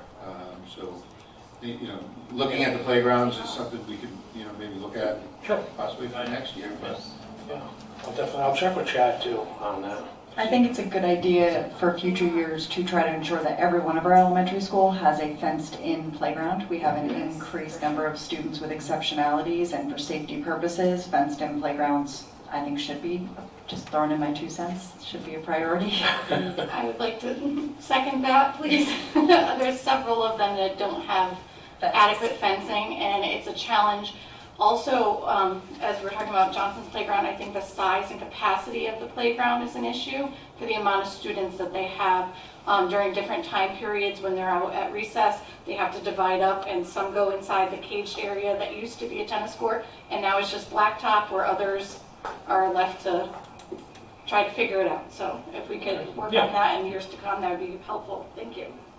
And Heather, I'll get that idea added to the Parks and Rec agenda. Thank you. And also is, what is that neighborhood grant, CBG? Is that school eligible for some of those? That I don't know. I mean, I know that both Eli Whitney, Nichols, and Johnson don't have fenced-in playgrounds. We just fenced in the Lordship playground. I just think for safety purposes and reasons, it's something that we should really be looking into. There was some discussion about that, I think. There was, and you know, the monies we have for the playground, I'm sure we can incorporate fencing in there. The fencing for Lordship wasn't that expensive last year. Chapel might also need to be fenced in, so there might just add that to the list. Let's just include all of them. Maybe the council can incorporate that into some of their conversations. Sure. And this was the first year, I think, that we've actually had some conversations going in. Next year, I would hope that we can start the process sooner, get it into the committee, and have some discussions there first. Absolutely. I know it's just, time crunch, whatever, but Yeah. I think the conversation started, it started a good pattern, and hopefully we can continue in the next couple of years. Yeah, we'll keep it rolling. Yeah. Yeah. Any other discussions? No? Roll call vote. Ms. D'Angelo Powers? Yes. Mr. Cormier? Yes. Mr. Kennedy? Yes. Mr. Dell? Yes. Mr. O'Brien? Yes. Ms. Lisa Carroll Fabian? Yes. The chair votes yes, motion passed unanimously. Next item is a motion to waive the rules to allow for I'm going to ask that we have some, suspend the rules to allow for a simple majority vote on policy 7551 for the duration of the May 28th board meeting. I'd like to have a motion to approve. So moved, Mr. O'Brien. Second by Mr. Kenny. This would have allowed us to waive the rules to allow a simple majority vote for the naming committee. I'm going to ask that we vote on it and just put it into the record. It's not needed at this point, but it's still like that vote on it. So, any discussion? Oh, discussion, sure. I noticed that was in there, and I was just wondering, are we altering voting requirements based on immediate convenience, and what precedent might this set for future board decisions? So, our bylaws allow for it. There are two sections in our bylaws. The formulation, adoption, amendment of policies, and this is a little, so it says any rules or regulations may be suspended at any meeting by a majority vote of the board members present. That's 9311. 9314, which is the more restrictive version. Policies, bylaws, and Board of Ed adopted regulations shall be subject to a suspension for a specified purpose in a limited time by a majority vote of all members of the Board of Ed at a meeting in the call for which the proposed suspension has been described in writing, or upon a 2/3 vote of all members of the board when no such written notice has been given. So it is part of our policy. And then it says the current edition of Robert's Rules of Order shall govern the proceedings of the board except when in conflict with board's policy. So the precedent is there, and sometimes it's understanding why the rule was passed. But Mr. Cormier? Why? Why would you want? Why would you want to suspend a policy? So explain it to us. It's policy. Apparently, you don't like the policy. You've been against. I'm not done. You've been against us questioning the follow through of this policy since we started discussing this. So all of a sudden, you want to suspend it to make it easier to push what we felt was just an incomplete application. So if you want to suspend it after it's done, go for it. Okay. I think it's unprofessional. I think it takes politics out of it. So You keep saying that. You keep saying that. We know where the politics is coming from, though. It's not all us. Okay, you say so. Yeah. Well, so then I have a question. Sure. So you're saying that it's okay, you were okay with it being a simple majority for this one application rather than going back and addressing and changing the policy. So we're just going to suspend the policy that you thought was not going to pass for one evening rather than just change the policy because clearly must be issues with it. Well, we will take it up at the policy committee, so we will at that time, but at this point in time, this application presented before us, and again, wanted to take politics out of it. Quite contrary. Anyway. Thank you. Roll call vote. Ms. Carroll Fabian? No. That's me. No. Okay, you're right. Mr. O'Brien? I was ready. Yes. Ms. Bedell? Yes. Ms. D'Angelo Powers? No. Mr. Cormier? No. Mr. Kennedy? Yes. Board votes yes, motion passes 4-3. Right, moving on. Item number 4, personnel assignments, resignations, etc., human resources. Take a motion to Now, before we get here, I know two of the names on there are of our acting, or our assistant superintendents. Do you want to go out of order and, If I could I just read the nomination so that you guys will know? you have that as a line item on item 6 separated out, so Yep. I'm going to, just without objection, we'll allow that piece to go first, since it is a part of the overall assignment. Stratford Public Schools is thrilled to announce the nomination of two distinguished educators, Dr. Diana DiOrio and Dr. Philip Piazza, to the Board of Education for the pivotal roles of Assistant Superintendents of Teaching and Learning. This strategic move aims to bolster the district's commitment to academic excellence and holistic student development. Dr. DiOrio is a seasoned educator and leader with 18 years of administrative experience within our own community. We are so proud of her. We are recommending her for the Assistant Superintendent of Learning for grades pre-K through 6. Her tenure in Stratford has been marked by unwavering dedication to instructional leadership, academic achievement, and the implementation of MTSS. Dr. DiOrio has extensive involvement in various district and building level committees, underscores a profound understanding of the educational landscape, and her appointment is a commitment to nurturing our youngest learners with utmost care and expertise. In addition, joining Dr. DiOrio is Dr. Philip Piazza, an esteemed leader with 28 years of visionary leadership experience, currently serving as the Assistant Superintendent in Groton. Dr. Piazza brings a wealth of expertise, fostering high-quality, equitable instruction and cultivating safe, culturally responsive learning environments. His appointment as Assistant Superintendent of Teaching and Learning for grades 7 through 12 reflects our dedication to providing a seamless continuum of excellence across all levels of education. And I sincerely hope that this board will support the nomination of these two amazing individuals and welcome them onto our team. And just for the record, they came out of the Personnel Committee with a unanimous vote. So. Yes, they did. Any discussion? No? Roll call vote. Ms. Dina Flowers? Yes. Mr. Cormier? Yes, please. Mr. Kennedy? Yes. Ms. Carol Fabian? Yes. Mr. O'Brien? Yes. Ms. Bedell? Yes. Chair votes yes. Like it or not, here it is.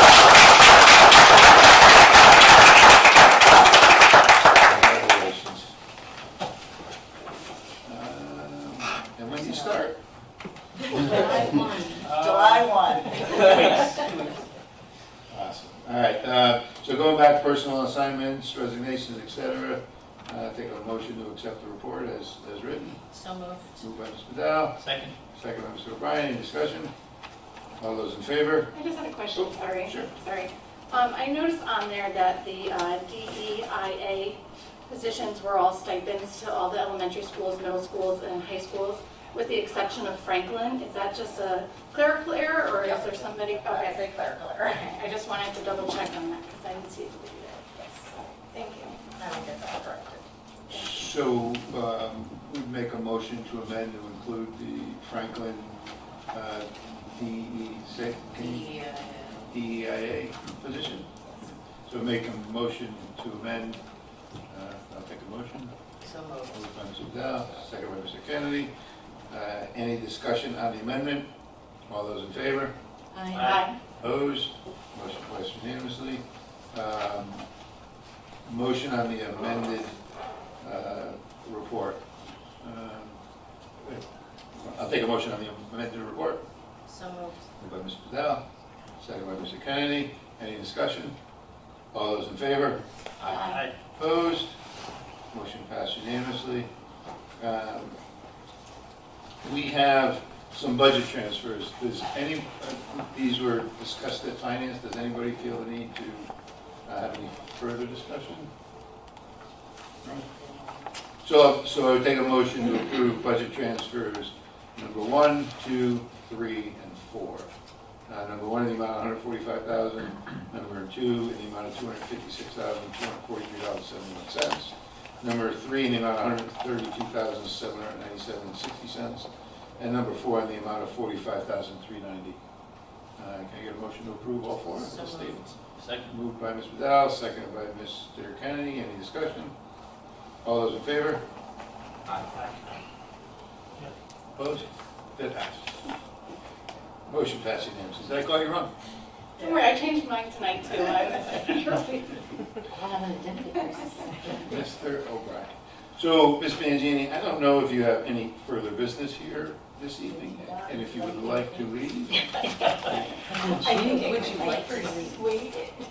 Well, you're welcome to stay if you want. Thank you. Have a good rest of your evening. Number 6 has been resolved, so we'll move on to number 7. Proposed curriculum revision, sound recommendations for concert band curriculum committee. It came over from the curriculum committee with a favorable recommendation. And I thought I saw somebody earlier. There he is, you're having. Do you want to come up and tell us what you're doing?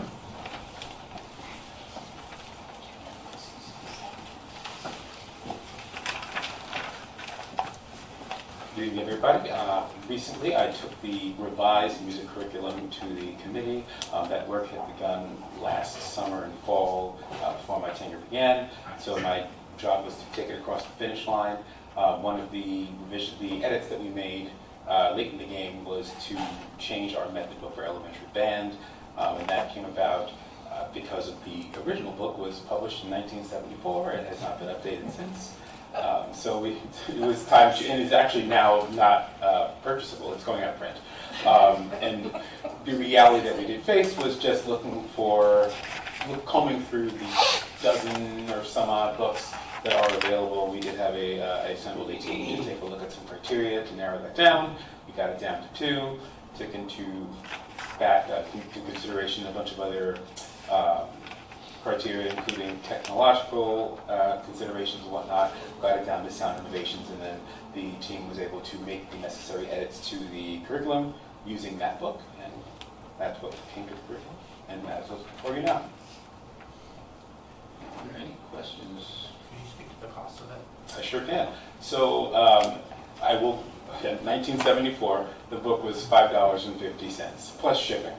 Now the books cost a bit more. So this new book is $11.99. This is a cost that is on families. They do have to finance their instrument rental or purchase, and also acquiring the method book. This is a very common practice. Anybody in here that's been in band and orchestra, I told the committee, I knew that I had it, but I found it in my basement right after that meeting, my trumpet book from 1990.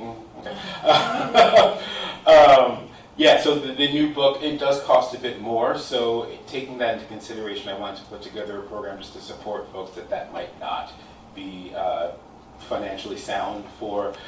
So the idea was that they would pay a reduced fee for the book in addition to their rental fee that they would use from SPS, and that would end up bringing the price down. So the amount that they're paying right now would actually go down by a few dollars next year under this plan, and the cost over the reduced amount they would pay would be covered by a fund that we have. Any other questions? Can I just say thank you for joining us mid-year and for doing good work and moving music and art forward for us. Appreciate you. So with curriculum, do we need 2 reads, or is it just an accepting? Just an accepting of the curriculum? Okay. Any discussion? No. Hearing none. Ms. Carol Fabian? Yes. Mr. O'Brien? Yes. Ms. Goodell? Yes. Mr. Kennedy? Yes. Mr. Cormier? Yes. Ms. D'Angelo Powers? Yes. Chair votes yes. Motion passed unanimously. Thank you. And then we have the Algebra 2 curriculum, which came over from the curriculum committee with a favorable. Do we have anybody here to? I could give a couple bullet points on it. Students will deepen their understanding of functions and their ability to represent, interpret, and communicate them. So that will be part of kind of the big picture of what the course will address. Some of the other things, students will investigate real world and mathematical context to look closely at structural attributes of the functions and analyze how these attributes are expressed in different representations. Number 3, students will develop their capacity to write, transform, graph, and solve equations by reasoning, rearranging equations into proper forms and applying the quadratic formula. And another point of it is students will engage in aspects of mathematical modeling. And what we were really told too with it is there's going to be a lot of real world experience with it. So we thought that was really important, engaging in the conversation with it. It incorporated the use of illustrative math, and it helped us to better align all of it with the portrait of a graduate and how that will relate to our students. I think this was the first step too, was if I thought I remembered, algebra would be the next step. Well, we did algebra 1. Okay. So this is now algebra 2. Okay. Okay. All right. Any other discussion? No, you just reminded me, my favorite subject in high school was algebra. I don't think I could pass it today. Any other discussion? Ms. Carol Fabian? Yes. Mr. O'Brien? Yes. Ms. Padel? Yes. Mr. Kennedy? Yes. Mr. Cormier? Yes. Ms. D'Angelo Powers? Yes. The chair votes yes, motion passed unanimously. So we have on the policy committee, well, Mr. O'Brien, I'll leave that to you, you're the chair. I think we're ready to move on with the, we had the first read status, right? Resident, non-resident students. Policy committee sent with a favorable recommendation. So, Ms. Diorio, were you, Dr. Diorio, were you on that subcommittee with us, or were you on? I was. You, Which one? the residency? I was there for, Were you on that subcommittee with us, or? Remember how we had the 3 subcommittees? I know, and I can't remember which one I was on. There were a couple that we did. Right. All right, so the policy is in the back, couple of changes. Okay, so I was on that subcommittee as well. We had sent this over to Mr. Dugas, who had reviewed it to make it legally correct. He made some red line copies.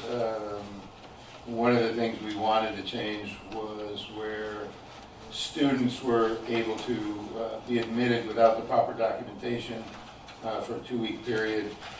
State law does not mandate that, and it's been a big issue for our staff to try and get those kids, once they're in, to provide the proper documentation. So it's all been changed to reflect state statute, and then so we presented it as is with the red line copies. I have a few questions and corrections. I just wanted to. I have one too. On page 2, under students moving during the year out of town, we need to correct the language. It says his or he. It should either be he, her, or they. It's just implying male students. Which number is that? So on page 2, under where it says, I'm trying to find my copy, where it says, under students moving during the year out of town, when it refers to the students, it says he, his. It's only referring to male students. It should be either he and her, or they, or them, gender. I think the other language maybe says the student. Should we just say the student? That's fine, as long as it's not. Right. And then my other question, at the bottom of page 3, it says to provide documentation acceptable to the superintendent. I'm just hesitant that this can be subjective based on the superintendent at the time. So if a superintendent changes, that documentation or what is considered acceptable can change. Is there a way that we can be more specific as to what that documentation is? I would say overall, and maybe in your second read, you do some research on it, but my knowledge is that's always been the superintendent's responsibility, no matter what district you're in. No, I get that. Like, I'm not saying take that away from the superintendent, but like, you're saying like be more specific about what needs to be what done. the specific documentation might be, so that way, like, as the superintendent, changes, it's not, well, this was okay under who, so-and-so, but this isn't okay under me, I'm looking for this. I just want to make sure that it's clear to people, this is what is expected. So that was a line that was written by the attorney's office, but maybe we can get some clarification. Yeah, That's all I'm asking. Okay. And I would assume we would be talking about the documentation we require. Isn't there a policy, isn't there a policy that we follow upon registration? Yeah, there's a That- bunch that- of that documents there's that a we list of require, and I would documents. assume that those are the documents that they're referring to here, but maybe we do need clarification and make sure that Floyd looks at that. And I Maybe we think, just have to refer to that list in here. Or And I- just the required documents to register. and I think somewhere in here it says that the final decision is at the superintendent's discretion. It is. So I think that would validate that point. The age is wrong. Remember, the age has increased. 23, So, right? Yeah. Yep, That's- five. That was my next one, thank you. That's the way Floyd. 5 to 23. Floyd hasn't talked enough to Michelle Lovett. I don't know if it was Michelle, it came out of his office. I don't Yes. know that it was him specifically. It wouldn't have been Michelle, she would have had that age right. And I know that was a question we had asked, and when it came over with that age, I thought that that's maybe how the law was written. No, it should say to 22 technically when they turn 23, they're done, so through their 22nd birthday. So, did you have anything else? No, that was my last one. Okay, so we have 2 questions to be asked about the age and about the documentation accepted to the superintendent, with one amendment to change, if a pupil moves out of town during the year, the student must transfer to the school district of his new residence. Their But didn't you new maybe residence. be new residents? Right. Of- It's like, Of their new residence.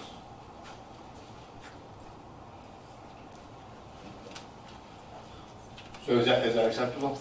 yeah, it's just go through the whole thing, no, So- Mike, because it appears several times. Through those exceptions, through students moving, through the other additional exceptions.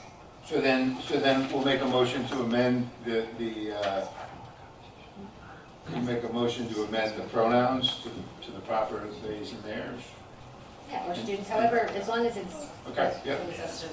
So Ms. Lakunis, can you, so a motion made to properly reflect the correct pronouns? Is that? Okay. I'll make a motion. Made by Ms. Carol Fabian, Second. second by Mr. Bell. Any discussion on the amendment? Hearing none, all those in favor? Aye. Opposed? Motion passed unanimously. So then I would ask for then a motion to accept this as the first read with, as a first read and with the codicil that the attorney will answer the 2 questions of the age and the acceptable documentation. So Moved by Mr. O'Brien, Second. seconded by Ms. Carol Fabian. All those in favor? Aye. Opposed? Motion passed unanimously. Okay, so it passes first read.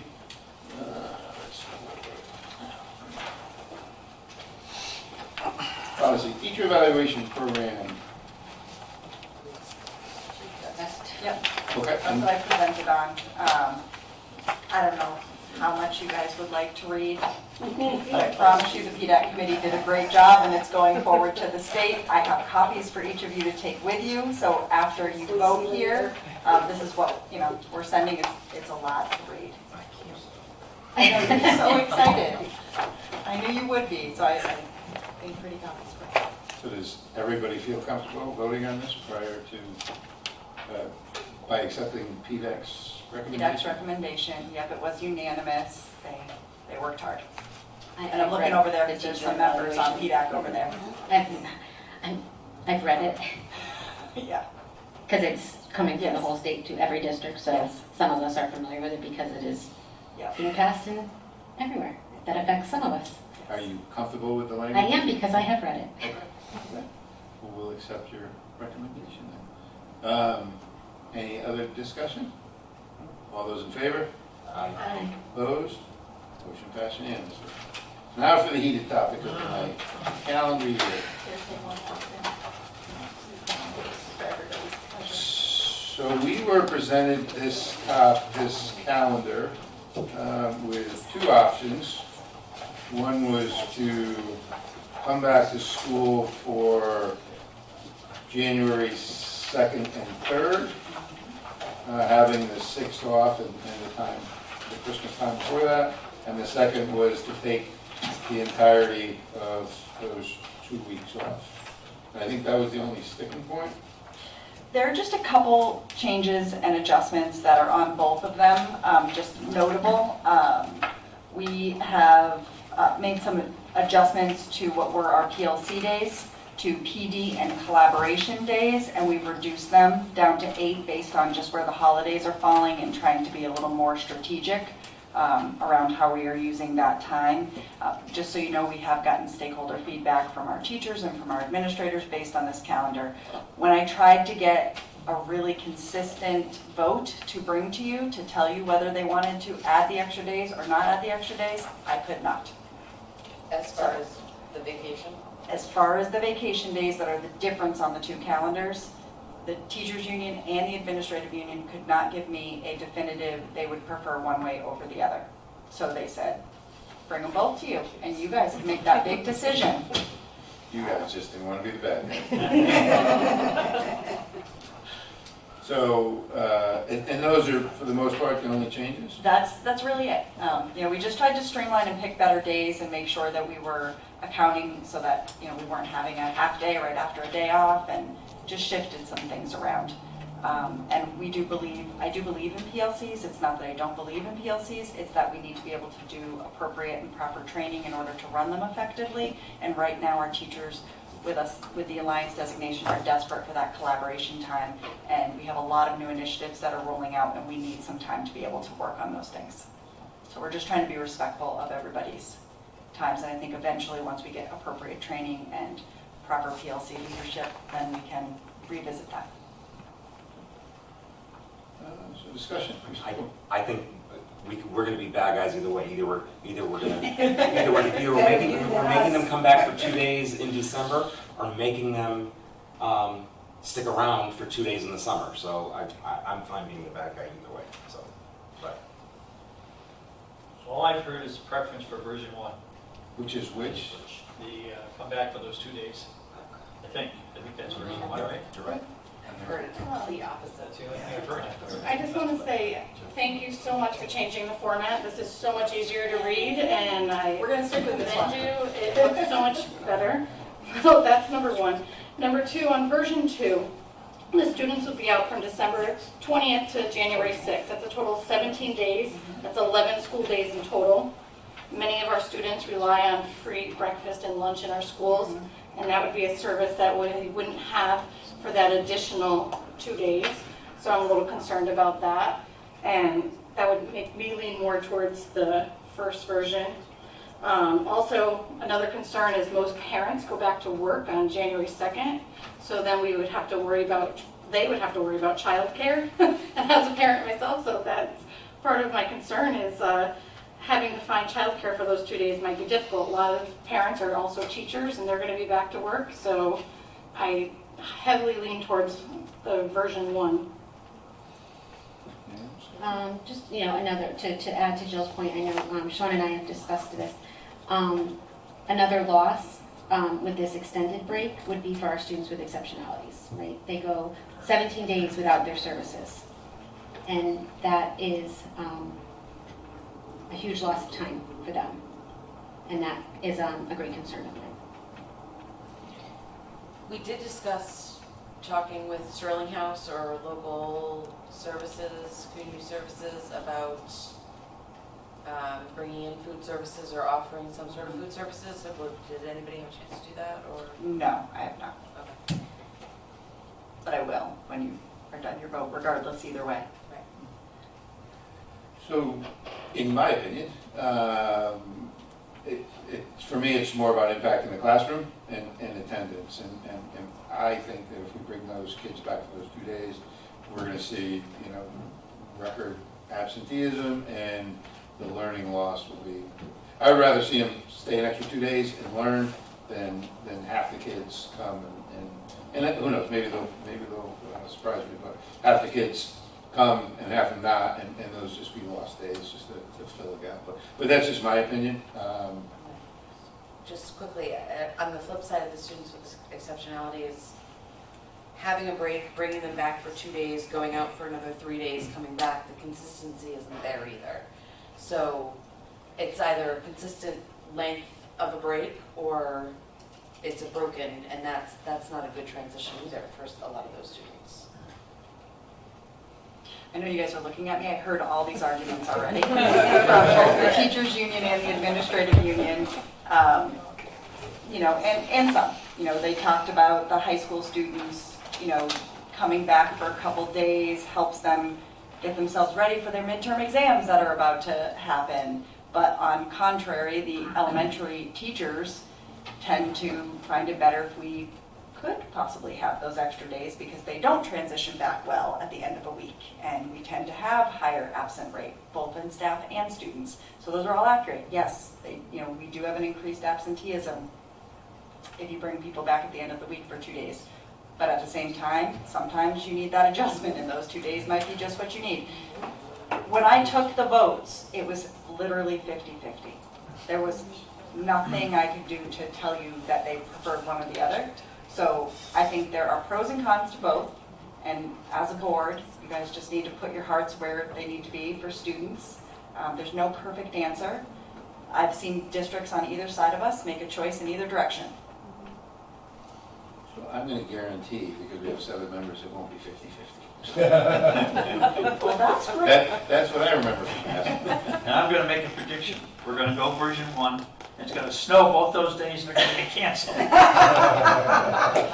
So, I'd like to make a motion to accept version 2 of the calendar, because I think it's, can I do that? You know, no, I'm just thinking, sure, we'll go that route. So version 2 is the scenario where the kids take off the entire last week of December and the first. Is it not allowed for you guys just to vote for the one you want and whatever one gets the most votes wins? Is that just not? That's not is that proper not procedure, exactly? but we could. No, Well, do it the right way. Let's just do it. I don't want to do that. I want to change the policy. I was just trying to make it quicker. Let's just do a quick straw poll so we can make the proper motion. Ms. Carol Feeney? Version 2? Which is, which one's which? version 2 is the one with the 2 weeks 2 solid weeks? coming back to school on January 7th. No. Version 1 then? Version 1. Version 2. Version 1 comes back on One. January. Chair votes 2, so I'll accept the motion to accept version 1. Ms. Carol Fabian? Yes. Okay, motion by Ms. Carol Second. Fabian, seconded by Mr. O'Brien. All those in favor? Aye. Opposed? Myself. Motion passes 5-2. The new school calendar will have the kids coming back. January 2nd. One other quick little one. Again, I reiterate Jill's thank you. Much better, more aligned with what was in the past. Thank you, Teresa. Only other, love the color coding, by the way, type A in me. The only other thing I would ask is that the PO, I'm never calling them PD now. collaboration. The PD collaboration days, they get added under each month so that they're there, so parents see everything in that month's time. You know what I mean, like the teacher conferences day? Because if it's off to the side and like they're like looking at color coded, some people don't pick up. I got you. Yep. Okay, so that's done. Let's see, residency last reviewed or calendar frame is what we just voted on, which was tabled, right? Yes. So we will strike that from the agenda. Committee assignments, appointments.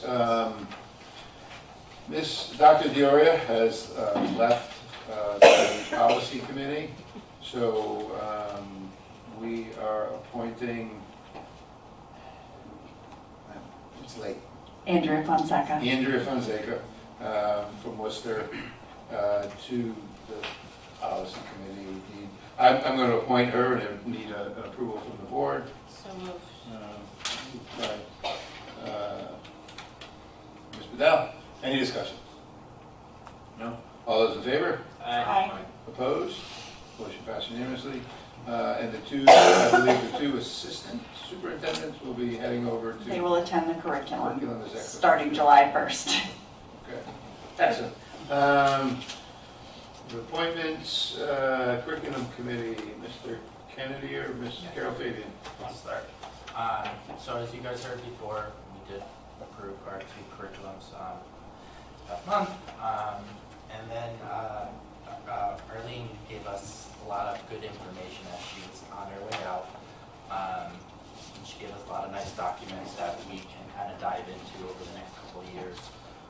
Some of those documents are a proposal for a formal process regarding the addition of new courses. Another one that she gave us is the current cycle of the calendar for curriculum when they're due. So the curriculum committee is really going to take a look into a deeper dive into a lot of those things. And then, as you mentioned, we're going to take a deeper dive into the CTE about adding more courses and all of that. And I believe we do have that information. I think that was passed to us about the how many people, right? We can request that from Deb, and she can probably forward that out to the full board. Yeah. Typically, that's in the past, that's what I've done. And then just the last thing that Ms. Gaussman really recommended is getting some more student voice. Whether it's someone coming onto the curriculum committee or just having more of a voice coming to the meetings to present, to help out with that people. So is your suggestion to add a student member or? Well, not so much add a student member, which what Ms. Gossman was suggesting, which I thought was an excellent recommendation, was adding student voice, but not just our usual students that get added to those kind of committees, right? We want students' voices of students who might not be those AP kids, those students who want to see other classes and ways that we can gain their interest in things that they're looking for. So really kind of tapping into middle schoolers and seeing what they might be looking forward to taking in high school and what we can offer them. Or tapping into some of our other students who are in like the college prep level courses and what kind of things that they might be interested in, different pathways that they might want to be. Are you looking expanding for on. like student audits of choice, Yeah. curriculum, desires? Right, as A way things for us come to up. collect that evidence? So maybe the curriculum committee could develop some type of a survey to send out? I think we could have the teaching and I learning was just gonna department do say, that. Right. Yep, the teaching and learning department can definitely collect that information for the curriculum committee to review when they're moving forward and thinking about things. Right, and Dr. Diorio was there, so she, she was part of that discussion, so I'm sure she can pass and share the information on with I Mr. think Piazza student also. audits are a great idea. Awesome. Excellent. Anything else? Finance committee, Mr. Dell?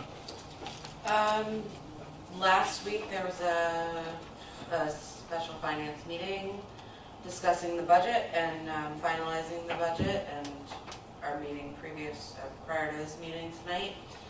We were able to take the town's budget and really kind of create the best possible scenario in a time when many towns and cities are obviously struggling due to lack of, any further support, COVID funds or federal funds or anything like that.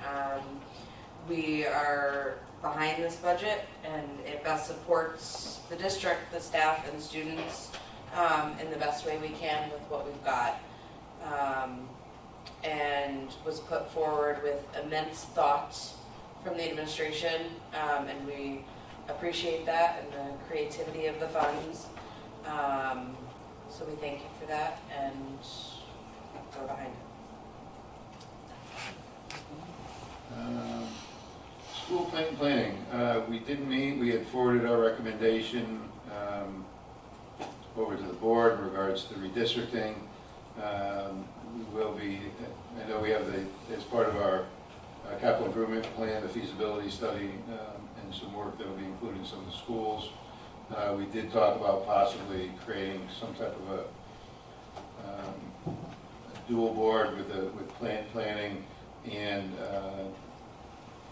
a building needs committee once, if and when that gets rolling with Benal or whatever it might be. Benal, if we get into that, will be a much larger project, so just some type of collaboration between the board and the town as we get into that. But I guess we'll be looking at what our next steps are on planning and what directions we take, so. We have another SLAM presentation tomorrow, so we'd like to invite the community to come out and see the presentation and let us know if any concerns or thoughts they have about the redistricting study. Yes, and to that point, I will probably be scheduling a special meeting, special board meeting once we get through these public forums to allow the board to come and comment. Right now, it's mostly just questions. One of the comments was that a lot of folks there wanted to have the opportunity at least to make a statement of some sort, and for us to listen. And I think it's integral, and we'll invite the council. You know, we've opened it up to them, so we'll be at Flood tomorrow at 6:30. 6:30. We'll be at Flood tomorrow at 6:30 if you guys haven't heard or want to participate in any way. But we're not over. It's not over yet, so we will. Right now, SLAM had contracted with us two public forums, which this would be the second one, but I want to open up to the community so we can have comment. I do want to get down, we had hoped to have one of these public forums down at Johnson as well, and maybe we'll do it there, or just see what the space needs might be. But I wanted to give everybody the opportunity to be heard and comment, including the council and the mayor's office, so we'll incorporate that as we move that along. Liaison did not meet. Policy review, Mr. O'Brien. We met on May 15th, and as you heard, we got the non-resident policy almost taken care of, but our 3 subcommittees are doing great work. I'm just amazed at their enthusiasm, the homework they're doing on their own, and we'll continue to send policies to the board to see if you agree with the changes that have been made. But I like what you pointed out tonight, so that was good. So to continue to do that as we send the policies for the coming months. And we have been meeting in our subgroups. I don't know if we met about communications. It was a virtual, it was a group of 3, so it's not an FOI violation, but we're working behind the scenes as well and bringing those completed documents to the full committee for review, and to the attorneys to ensure that we do it properly. Athletic review, Mr. Kennedy.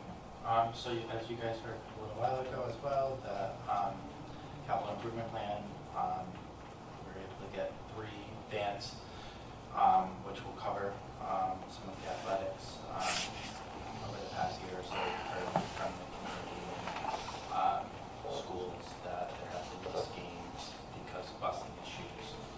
So we advocated push really making sure that doesn't happen again. So we appreciate that the 3 bands are incorporated into the capital improvement plan. And then the other conversation that we continue to have is going and working with our feeder programs. One of the things that we're really looking into for next year, we're still trying to gather a little bit more information from the 2 athletic directors, but if we can see if we can get some more middle school sports back. I know there's a couple, but we're looking into some fall sports as well. So more to come with that. We're still trying to get some more information. Special meeting in June to make that work.